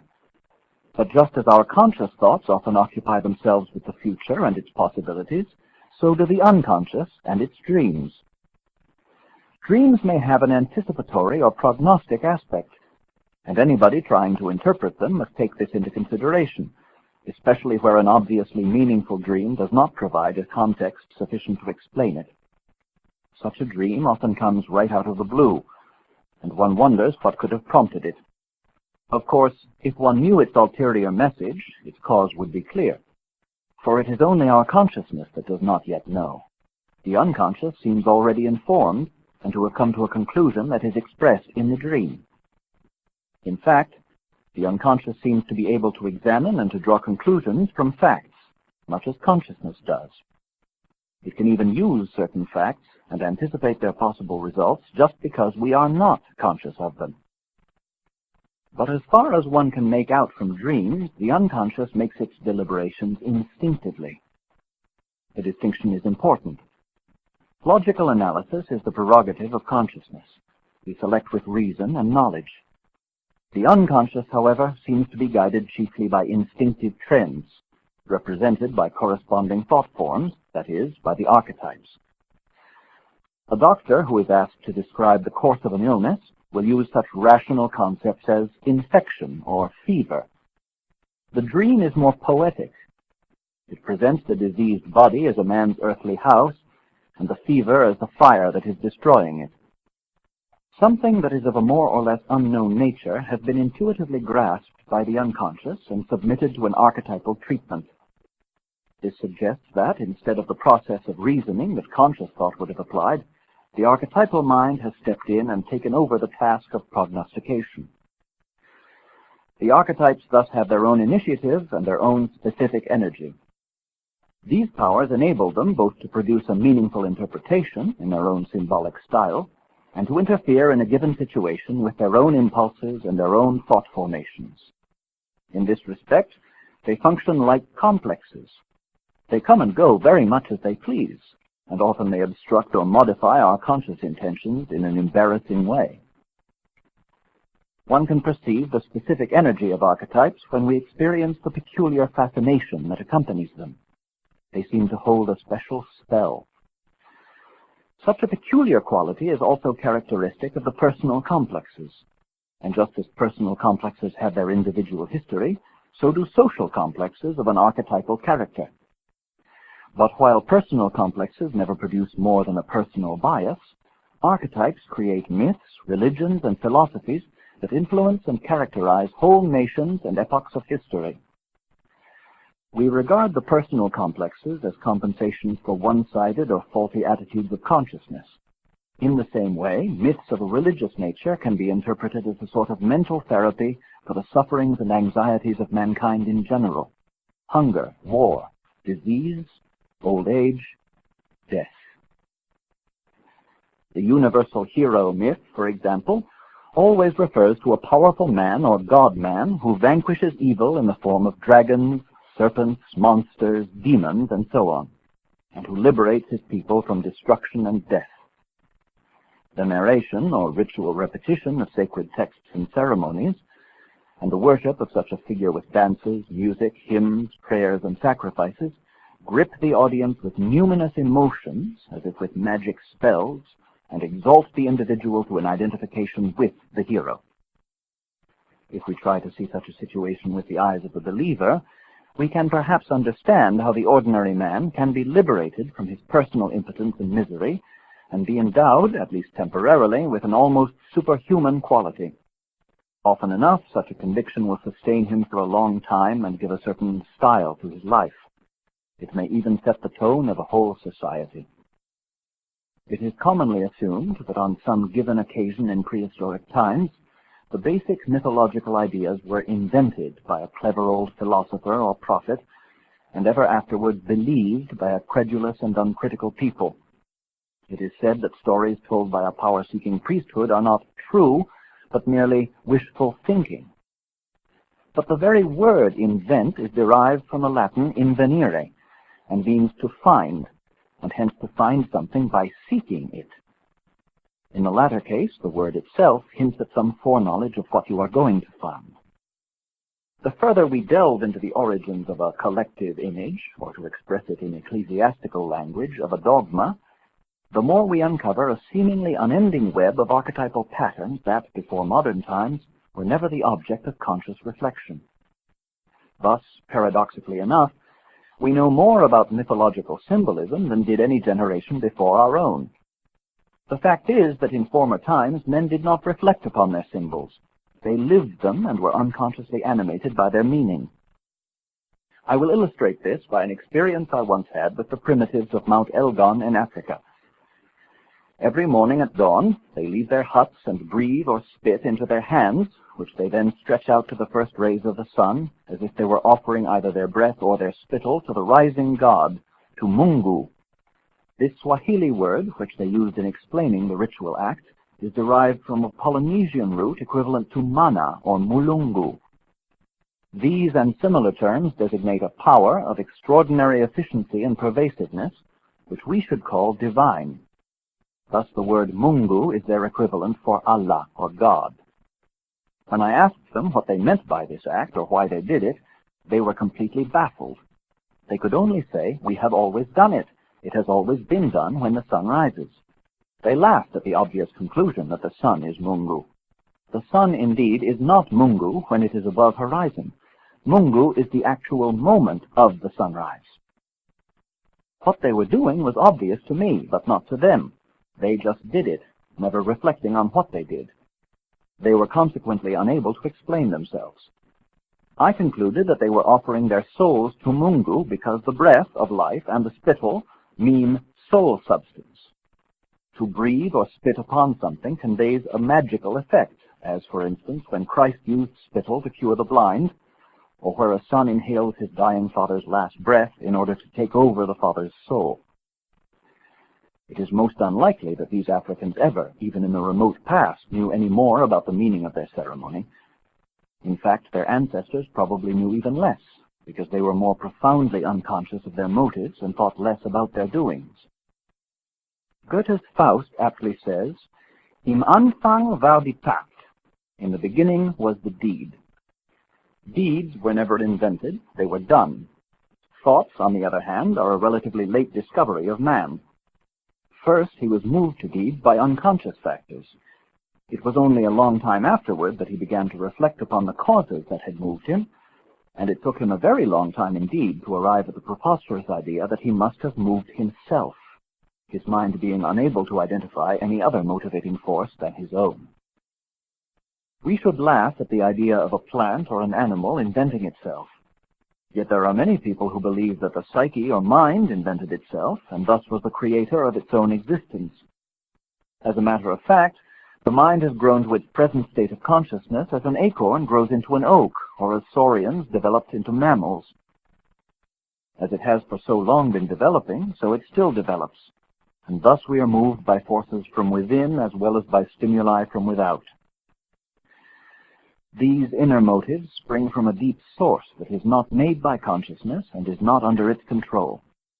In the mythology of earlier times, these forces were called mana, or spirits, demons, and gods. They are as active today as they ever were. If they conform to our wishes, we call them happy hunches or impulses and pat ourselves on the back for being smart fellows. If they go against us, then we say that it is just bad luck, or that certain people are against us, or that the cause of our misfortunes must be pathological. The one thing we refuse to admit is that we are dependent upon powers that are beyond our control. It is true, however, that in recent times civilized man has acquired a certain amount of willpower which he can apply where he pleases. He has learned to do his work efficiently without having recourse to chanting and drumming to hypnotize him into the state of doing. He can even dispense with a daily prayer for divine aid. He can carry out what he proposes to do, and he can apparently translate his ideas into action without a hitch, whereas the primitive seems to be hampered at each step by fears, superstitions, and other unseen obstacles to action. The motto, "Where there's a will, there's a way," is the superstition of modern man. Yet in order to sustain his creed, contemporary man pays the price in a remarkable lack of introspection. He is blind to the fact that with all his rationality and efficiency, he is possessed by powers that are beyond his control. His gods and demons have not disappeared at all. They have merely got new names.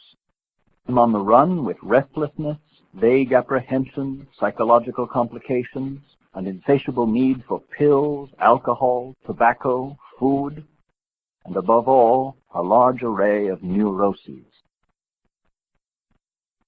The soul of man. What we call civilized consciousness has steadily separated itself from the basic instincts. But these instincts have not disappeared.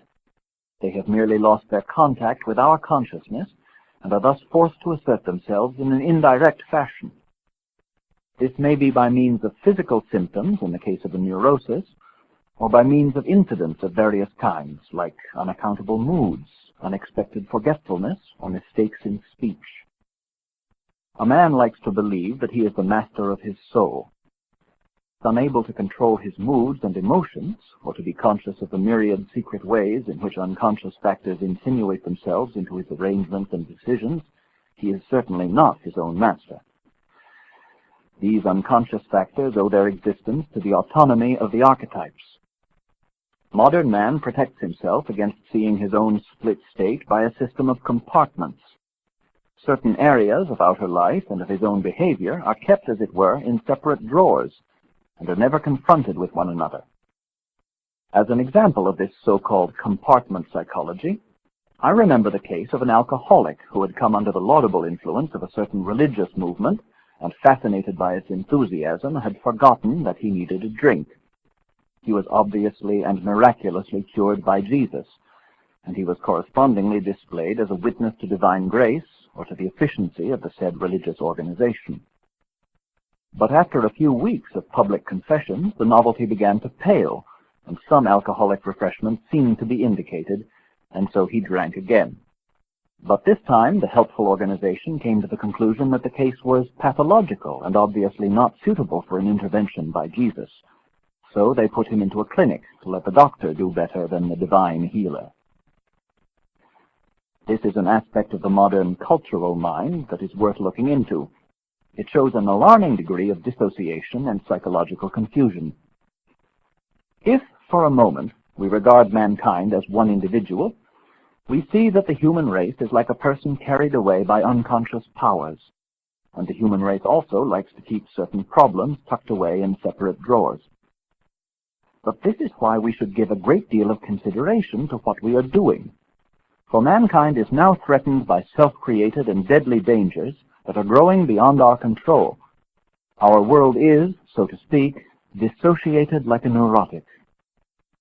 The sad truth is that man's real life consists of a complex of inexorable opposites, day and night, birth and death, happiness and misery, good and evil. We are not even sure that one will prevail against the other, that good will overcome evil or joy defeat pain. Life is a battleground. It always has been and always will be, and if it were not so, existence would come to an end. It was precisely this conflict within man that led the early Christians to expect and hope for an early end to this world, or the Buddhists to reject all earthly desires and aspirations. These basic answers would be frankly suicidal if they were not linked up with peculiar mental and moral ideas and practices that constitute the bulk of both religions and that to a certain extent modify their radical denial of the world. I stress this point because in our time there are millions of people who have lost faith in any kind of religion. Such people do not understand their religion any longer. While life runs smoothly without religion, the loss remains as good as unnoticed. But when suffering comes, it is another matter. That is when people begin to seek a way out and to reflect about the meaning of life and its bewildering and painful experiences. People feel that it makes or would make a great difference if only they had a positive belief in a meaningful way of life or in God and immortality. The specter of approaching death often gives a powerful incentive to such thoughts.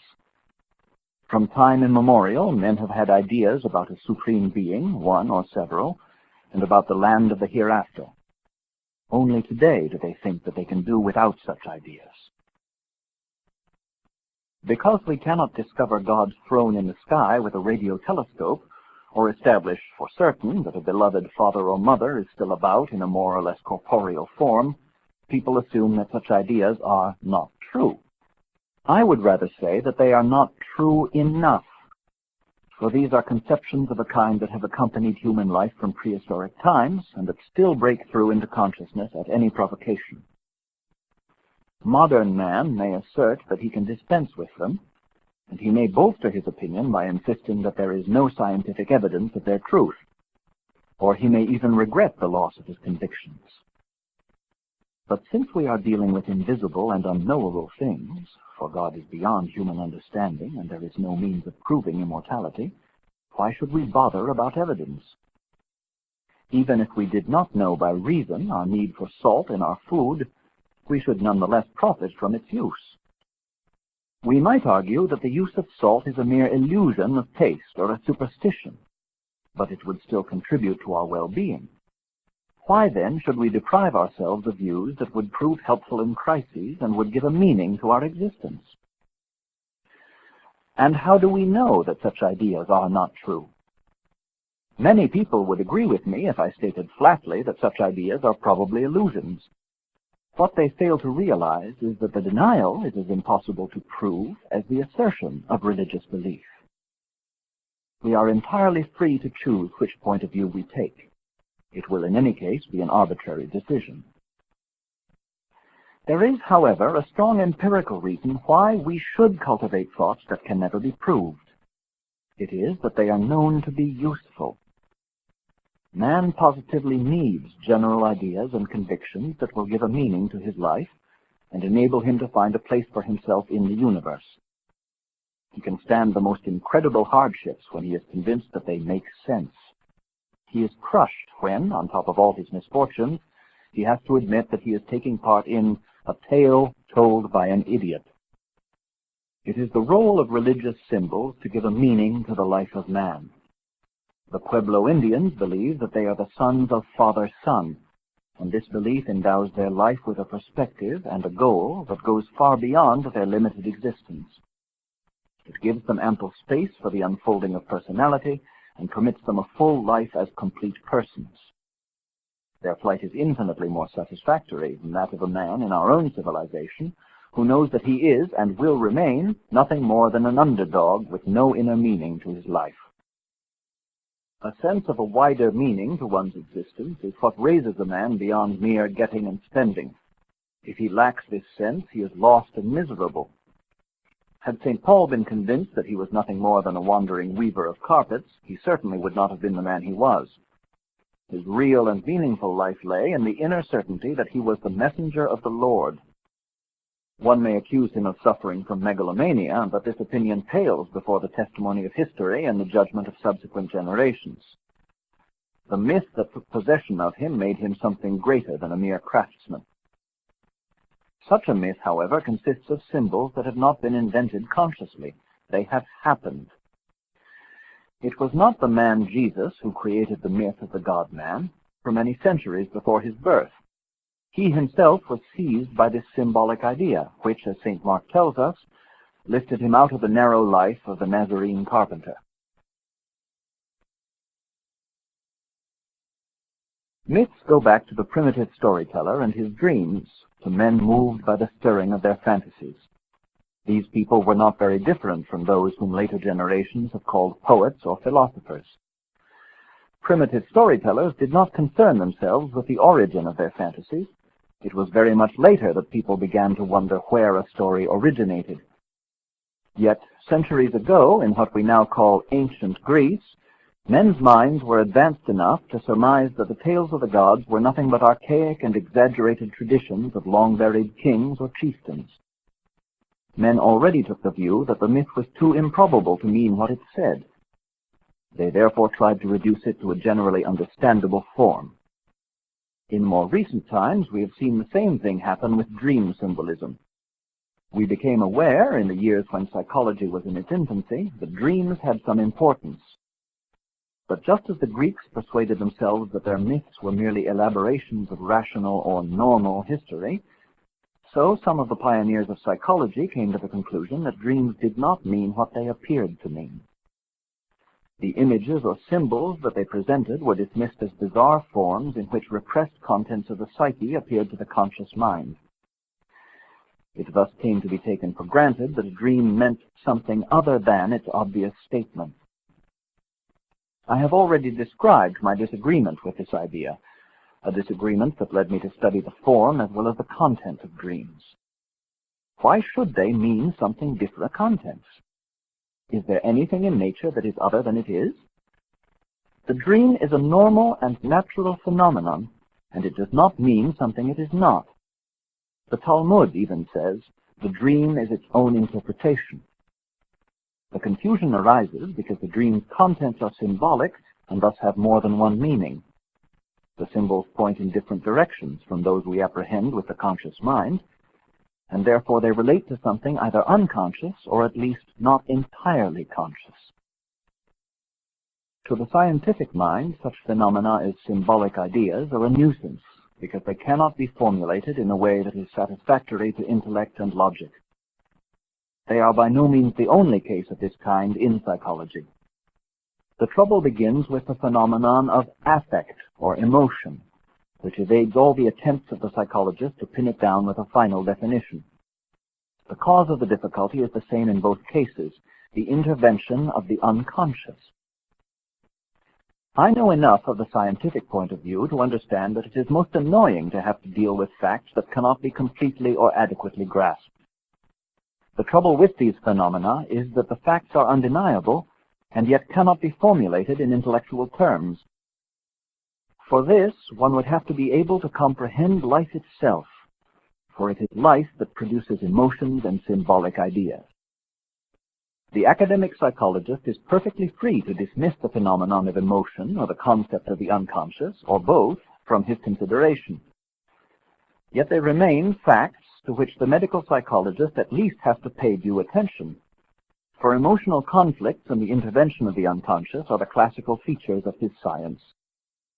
If he treats a patient at all, he comes up against these irrationalities as hard facts, irrespective of his ability to formulate them in intellectual terms.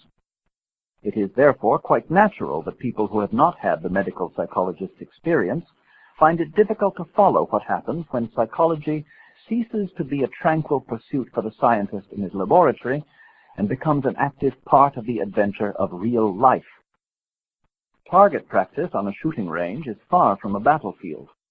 The doctor has to deal with casualties in a genuine war. He must concern himself with psychic realities, even if he cannot embody them in scientific definitions. That is why no textbook can teach psychology. One learns only by actual experience.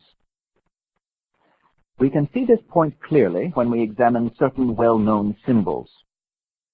The cross in the Christian religion, for instance, is a meaningful symbol that expresses a multitude of aspects, ideas, and emotions. But a cross after a name on a list simply indicates that the individual is dead.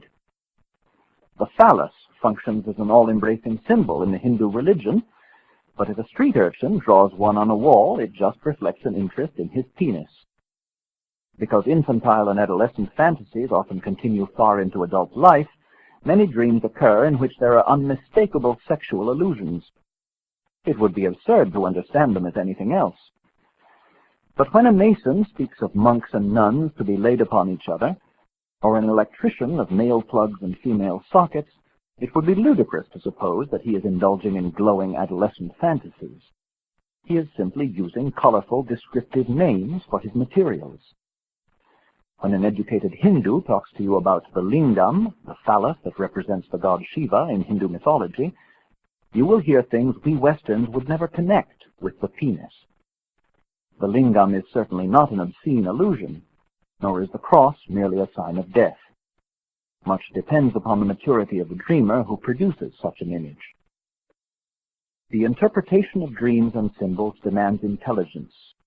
It cannot be turned into a mechanical system and then crammed into unimaginative brains. It demands both an increasing knowledge of the dreamer's individuality and an increasing self-awareness on the part of the interpreter. No experienced worker in this field will deny that there are rules of thumb that can prove helpful, but they must be applied with prudence and intelligence. One may follow all the right rules and yet get bogged down in the most appalling nonsense, simply by overlooking a seemingly unimportant detail that a better intelligence would not have missed. Even a man of high intellect can go badly astray for lack of intuition or feeling. When we attempt to understand symbols, we are not only confronted with the symbol itself, but we are brought up against the wholeness of the symbol-producing individual. And in the process, one fills in many gaps in one's own education. I have made it a rule myself to consider every case as an entirely new proposition about which I do not even know the ABC.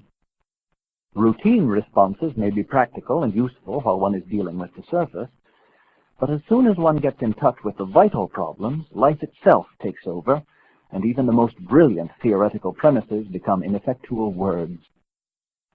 Imagination and intuition are vital to our understanding, and though the usual popular opinion is that they are chiefly valuable to poets and artists, that in sensible matters one should mistrust them, they are in fact equally vital in all the higher grades of science.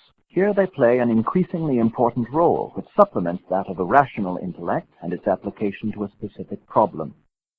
Even physics, the strictest of all applied sciences, depends to an astonishing degree upon intuition, which works by way of the unconscious. although it is possible to demonstrate afterward the logical procedures that could have led one to the same result as intuition. Intuition is almost indispensable in the interpretation of symbols, and it can often ensure that they are immediately understood by the dreamer. But while such a lucky hunch may be subjectively convincing, it can also be rather dangerous. It can so easily lead to a false feeling of security. It may, for instance, seduce both the interpreter and the dreamer into continuing a cozy and relatively easy relation, which may end in a sort of mutual dream. The safe basis of real intellectual knowledge and moral understanding gets lost if one is content with the vague satisfaction of having understood by hunch. One can explain and know only if one has reduced intuitions to an exact knowledge of facts and their logical connections. An honest investigator will have to admit that he cannot always do this, but it would be dishonest not to keep it always in mind. Even a scientist is a human being, so it is natural for him, like others, to hate the things he cannot explain. It is a common illusion to believe that what we know today is all we ever can know. Nothing is scientific theory, which is an ephemeral attempt to explain facts, and not an everlasting truth in itself. The role of symbols. When the medical psychologist takes an interest in symbols, he is primarily concerned with natural symbols as distinct from cultural symbols. The former are derived from the unconscious contents of the psyche, and they therefore represent an enormous number of variations on the essential archetypal images. In many cases, they can still be traced back to their archaic roots, that is, to ideas and images that we meet in the most ancient records and in primitive societies. The culture used to express eternal truths, and that are still used in many religions. They have gone through many transformations and even a long process of more or less conscious development, and have thus become collective images accepted by civilized societies. Such cultural symbols, nevertheless, retain much of their original numinosity or spell. One is aware that they can evoke a deep emotional response in some individuals, and this psychic charge makes them function in much the same way as prejudices. They are a factor with which the psychologist must reckon. It is folly to dismiss them because in rational terms they seem to be absurd or irrelevant. They are important constituents of our mental makeup and vital forces in the building up of human society, and they cannot be eradicated without serious loss. Where they are repressed or neglected, their specific energy disappears into the unconscious with unaccountable consequences.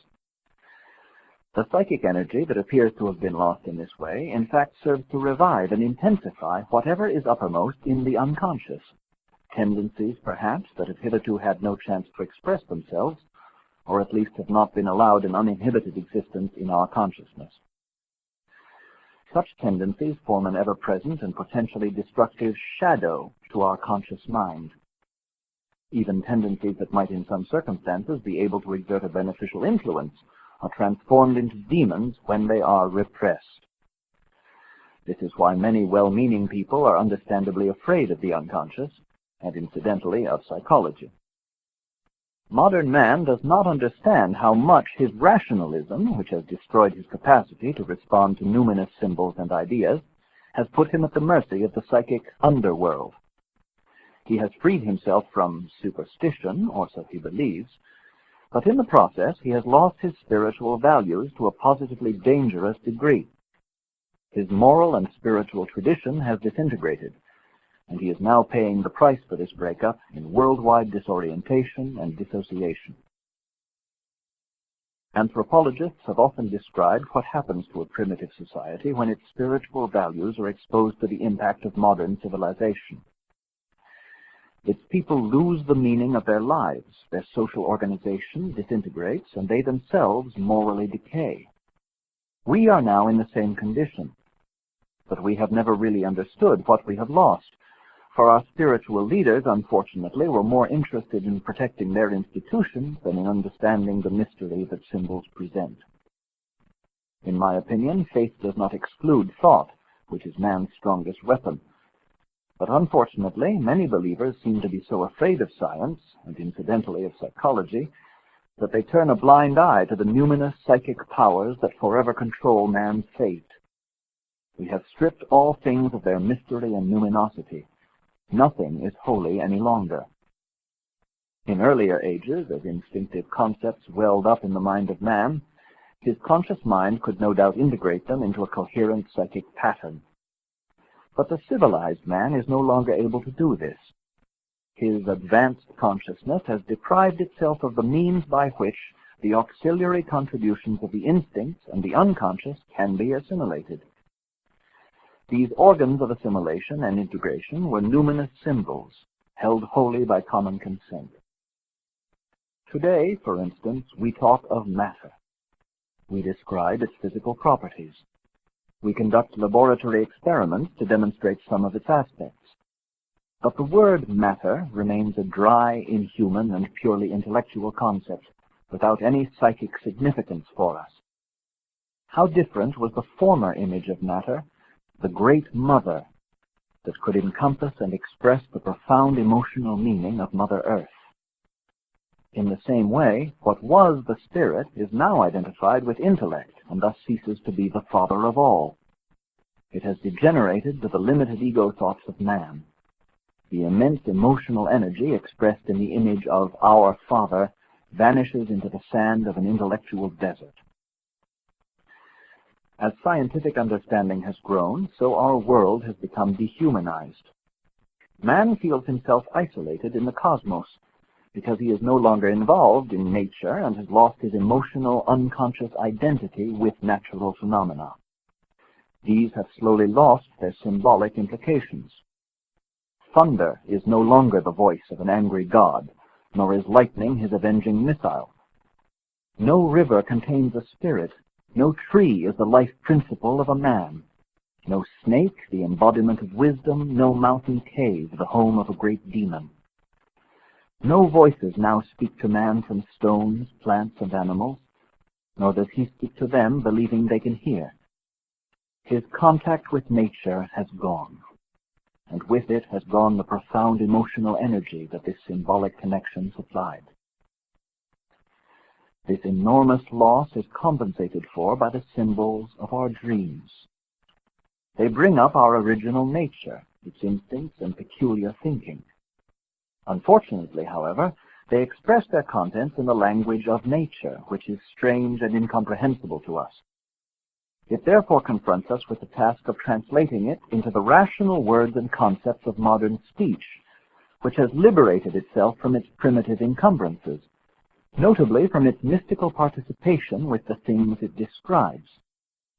Nowadays, when we talk of ghosts and other numinous figures, we are no longer conjuring them up. The power as well as the glory is drained out of such once potent words. We have ceased to believe in magical formulas.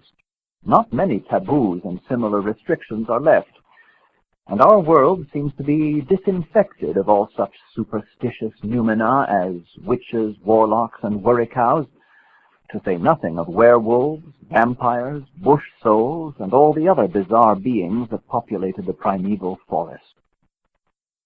To be more accurate, the surface of our world seems to be cleansed of all superstitious and irrational elements. Whether, however, the real inner human world, not our wish-fulfilling fiction about it, is also freed from primitivity is another question. Is the number of 13 not still taboo for many people? Are there not still many individuals possessed by irrational prejudices, projections, and childish illusions?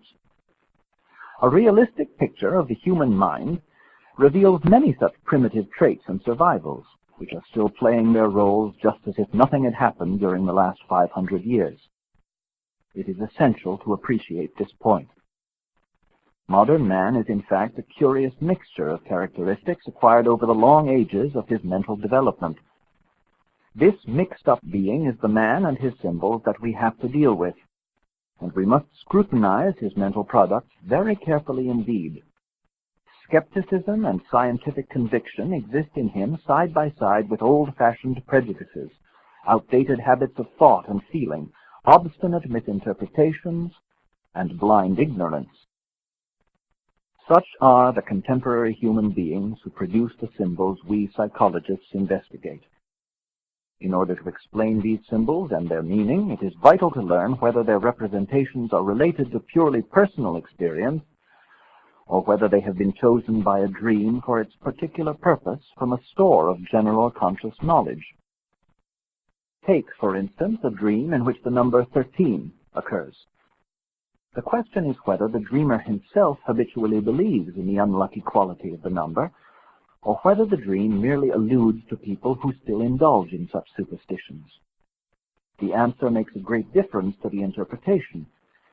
In the former case, you have to reckon with the fact that the individual is still under the spell of the unlucky 13, and therefore will feel most uncomfortable in room 13 in a hotel or sitting at a table with 13 people.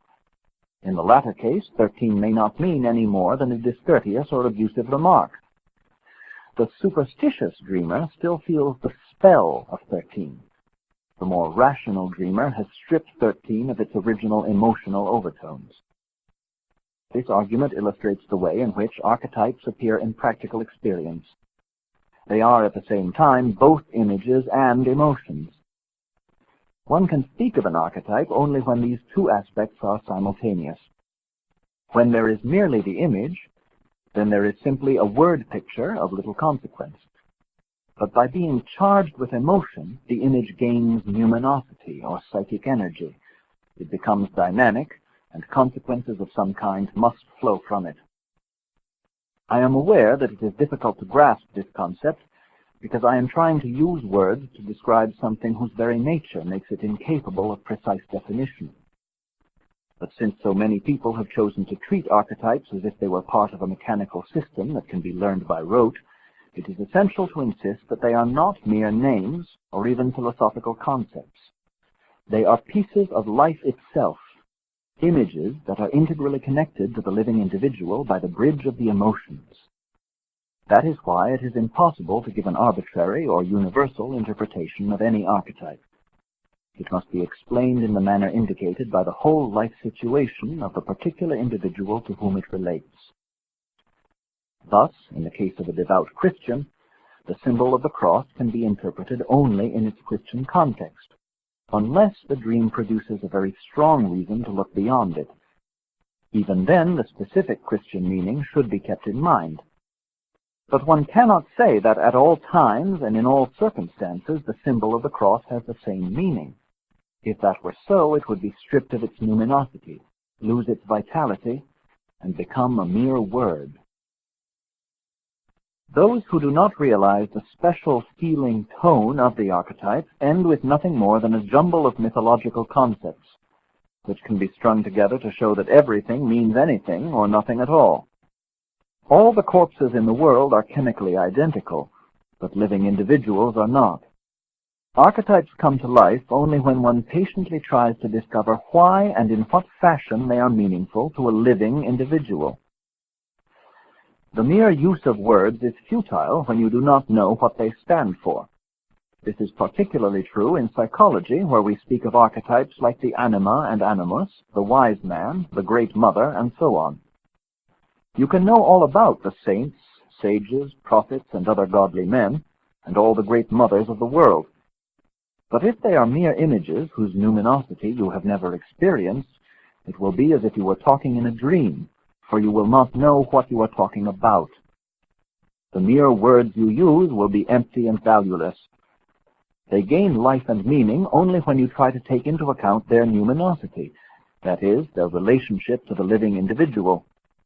Only then do you begin to understand that their names mean very little, whereas the way they are related to you is all important. The symbol-producing function of our dreams is thus an attempt to bring the original mind of man into advanced or differentiated consciousness, where it has never been before, and where, therefore, it has never been subjected to critical self-reflection. For in ages long past, that original mind was the whole of man's personality. As he developed consciousness, so his conscious mind lost contact with some of that primitive psychic energy. And the conscious mind has never known that original mind, for it was discarded in the process of evolving the very differentiated consciousness that alone could be aware of it. Yet it seems that what we call the unconscious has preserved primitive characteristics that formed part of the original mind. It is to these characteristics that the symbols of dreams constantly refer, as if the unconscious sought to bring back all the old things from which the mind freed itself as it evolved: illusions, fantasies, archaic thought forms, fundamental instincts, and so on. This is what explains the resistance, even fear, that people often experience in approaching unconscious matters. These relict contents are not merely neutral or indifferent. On the contrary, they are so highly charged that they are often more than merely uncomfortable. They can cause real fear. The more they are repressed, the more they spread through the whole personality in the form of a neurosis. It is this psychic energy that gives them such vital importance. It is just as if a man who has lived through a period of unconsciousness should suddenly realize that there is a gap in his memory, that important events seem to have taken place that he cannot remember. Insofar as he assumes that the psyche is an exclusively personal affair, and this is the usual assumption, he will try to retrieve the apparently lost infantile memories. But the gaps in his childhood memory are merely the symptoms of a much greater loss, the loss of the primitive psyche. As the evolution of the embryonic body repeats its prehistory, so the mind also develops through a series of prehistoric stages. The main task of dreams is to bring back a sort of recollection of the prehistoric as well as the infantile world, right down to the level of the most primitive instincts. Such recollections can have a remarkably healing effect in certain cases, as Freud saw long ago. This observation confirms the view that an infantile memory gap, a so-called amnesia, represents a positive loss, and its recovery can bring a positive increase in life and well-being. Because a child is physically small and its conscious thoughts are scarce and simple, we do not realize the far-reaching complications of the infantile mind that are based on its original identity with the prehistoric psyche. That original mind is just as much present and still functioning in the child as the evolutionary stages of mankind are in its embryonic body. In infantile amnesia, one finds strange mythological fragments that also often appear in later psychoses. Images of this kind are highly numinous and therefore very important. If such recollections reappear in adult life, they may in some cases cause profound psychological disturbance, while in other people they can produce miracles of healing or religious conversions. Often they bring back a piece of life, missing for a long time, that gives purpose to and thus enriches human life. The recollection of infantile memories and the reproduction of archetypal ways of psychic behavior can create a wider horizon and a greater extension of consciousness, on condition that one succeeds in assimilating and integrating in the conscious mind the lost and regained contents. Since they are not neutral, their assimilation will modify the personality, just as they themselves will have to undergo certain alterations. In this part of what is called the individuation process, the interpretation of symbols plays an important practical role, for the symbols are natural attempts to reconcile and reunite opposites within the psyche. Naturally, just seeing and then brushing aside the symbols would have no such effect and would merely reestablish the old neurotic condition and destroy the attempt at a synthesis. But unfortunately, those rare people who do not deny the very existence of the archetypes almost invariably treat them as mere words and forget their living reality. When their numinosity has thus, illegitimately, been banished, the process of limitless substitution begins. In other words, one glides easily from archetype to archetype, with everything meaning everything. It is true enough that the forms of archetypes are to a considerable extent exchangeable, but their numinosity is and remains a fact, and represents the value of an archetypal event. This emotional value must be kept in mind and allowed for throughout the whole intellectual process of dream interpretation. It is only too easy to lose this value, because thinking and feeling are so diametrically opposed that thinking almost automatically throws out feeling values and vice versa. Psychology is the only science that has to take the factor of value, that is, feeling, into account, because it is the link between physical events and life.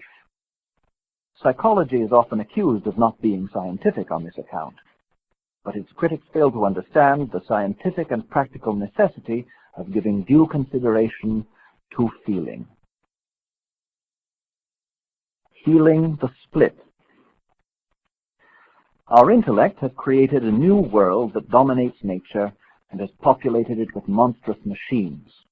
The latter are so indubitably useful that we cannot see even a possibility of getting rid of them or our subservience to them. Man is bound to follow the adventurous promptings of his scientific and inventive mind and to admire himself for his splendid achievements.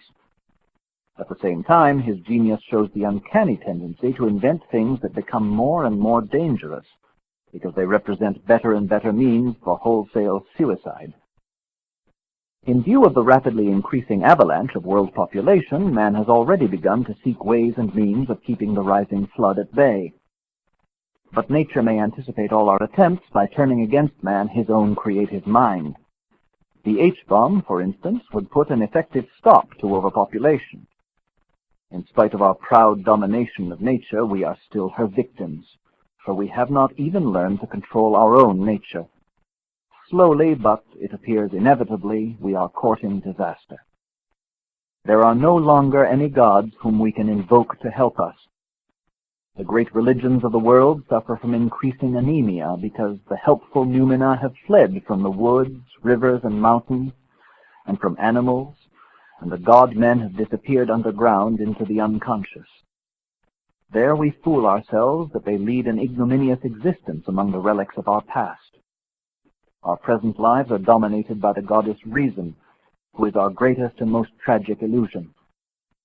By the aid of reason, so we assure ourselves, we have conquered nature. But this is a mere slogan, for the so-called conquest of nature overwhelms us with the natural fact of overpopulation and adds to our troubles by our psychological incapacity to make the necessary political arrangements. It remains quite natural for men to quarrel and to struggle for superiority over one another. How then have we conquered nature? As any change must begin somewhere, it is the single individual who will experience it and carry it through. The change must indeed begin with an individual. It might be any one of us. Nobody can afford to look round and to wait for somebody else to do what he is loath to do himself. But since nobody seems to know what to do, it might be worthwhile for each of us to ask himself whether, by any chance, his or her unconscious may know something that will help us. Certainly the conscious mind seems unable to do anything useful in this respect. Man today is painfully aware of the fact that neither his great religions nor his various philosophies seem to provide him with those powerful animating ideas that would give him the security he needs in face of the present condition of the world. We can no longer afford to be so God Almighty-like as to set ourselves up as judges of the merits or demerits of natural phenomena. We do not base our botany upon the old-fashioned division into useful and useless plants, or our zoology upon the naive distinction between harmless and dangerous animals, but we still complacently assume that consciousness is sense and the unconscious is nonsense. In science, such an assumption would be laughed out of court. Do microbes, for instance, make sense or nonsense? Whatever the unconscious may be, it is a natural phenomenon producing symbols that prove to be meaningful. We cannot expect someone who has never looked through a microscope to be an authority on microbes.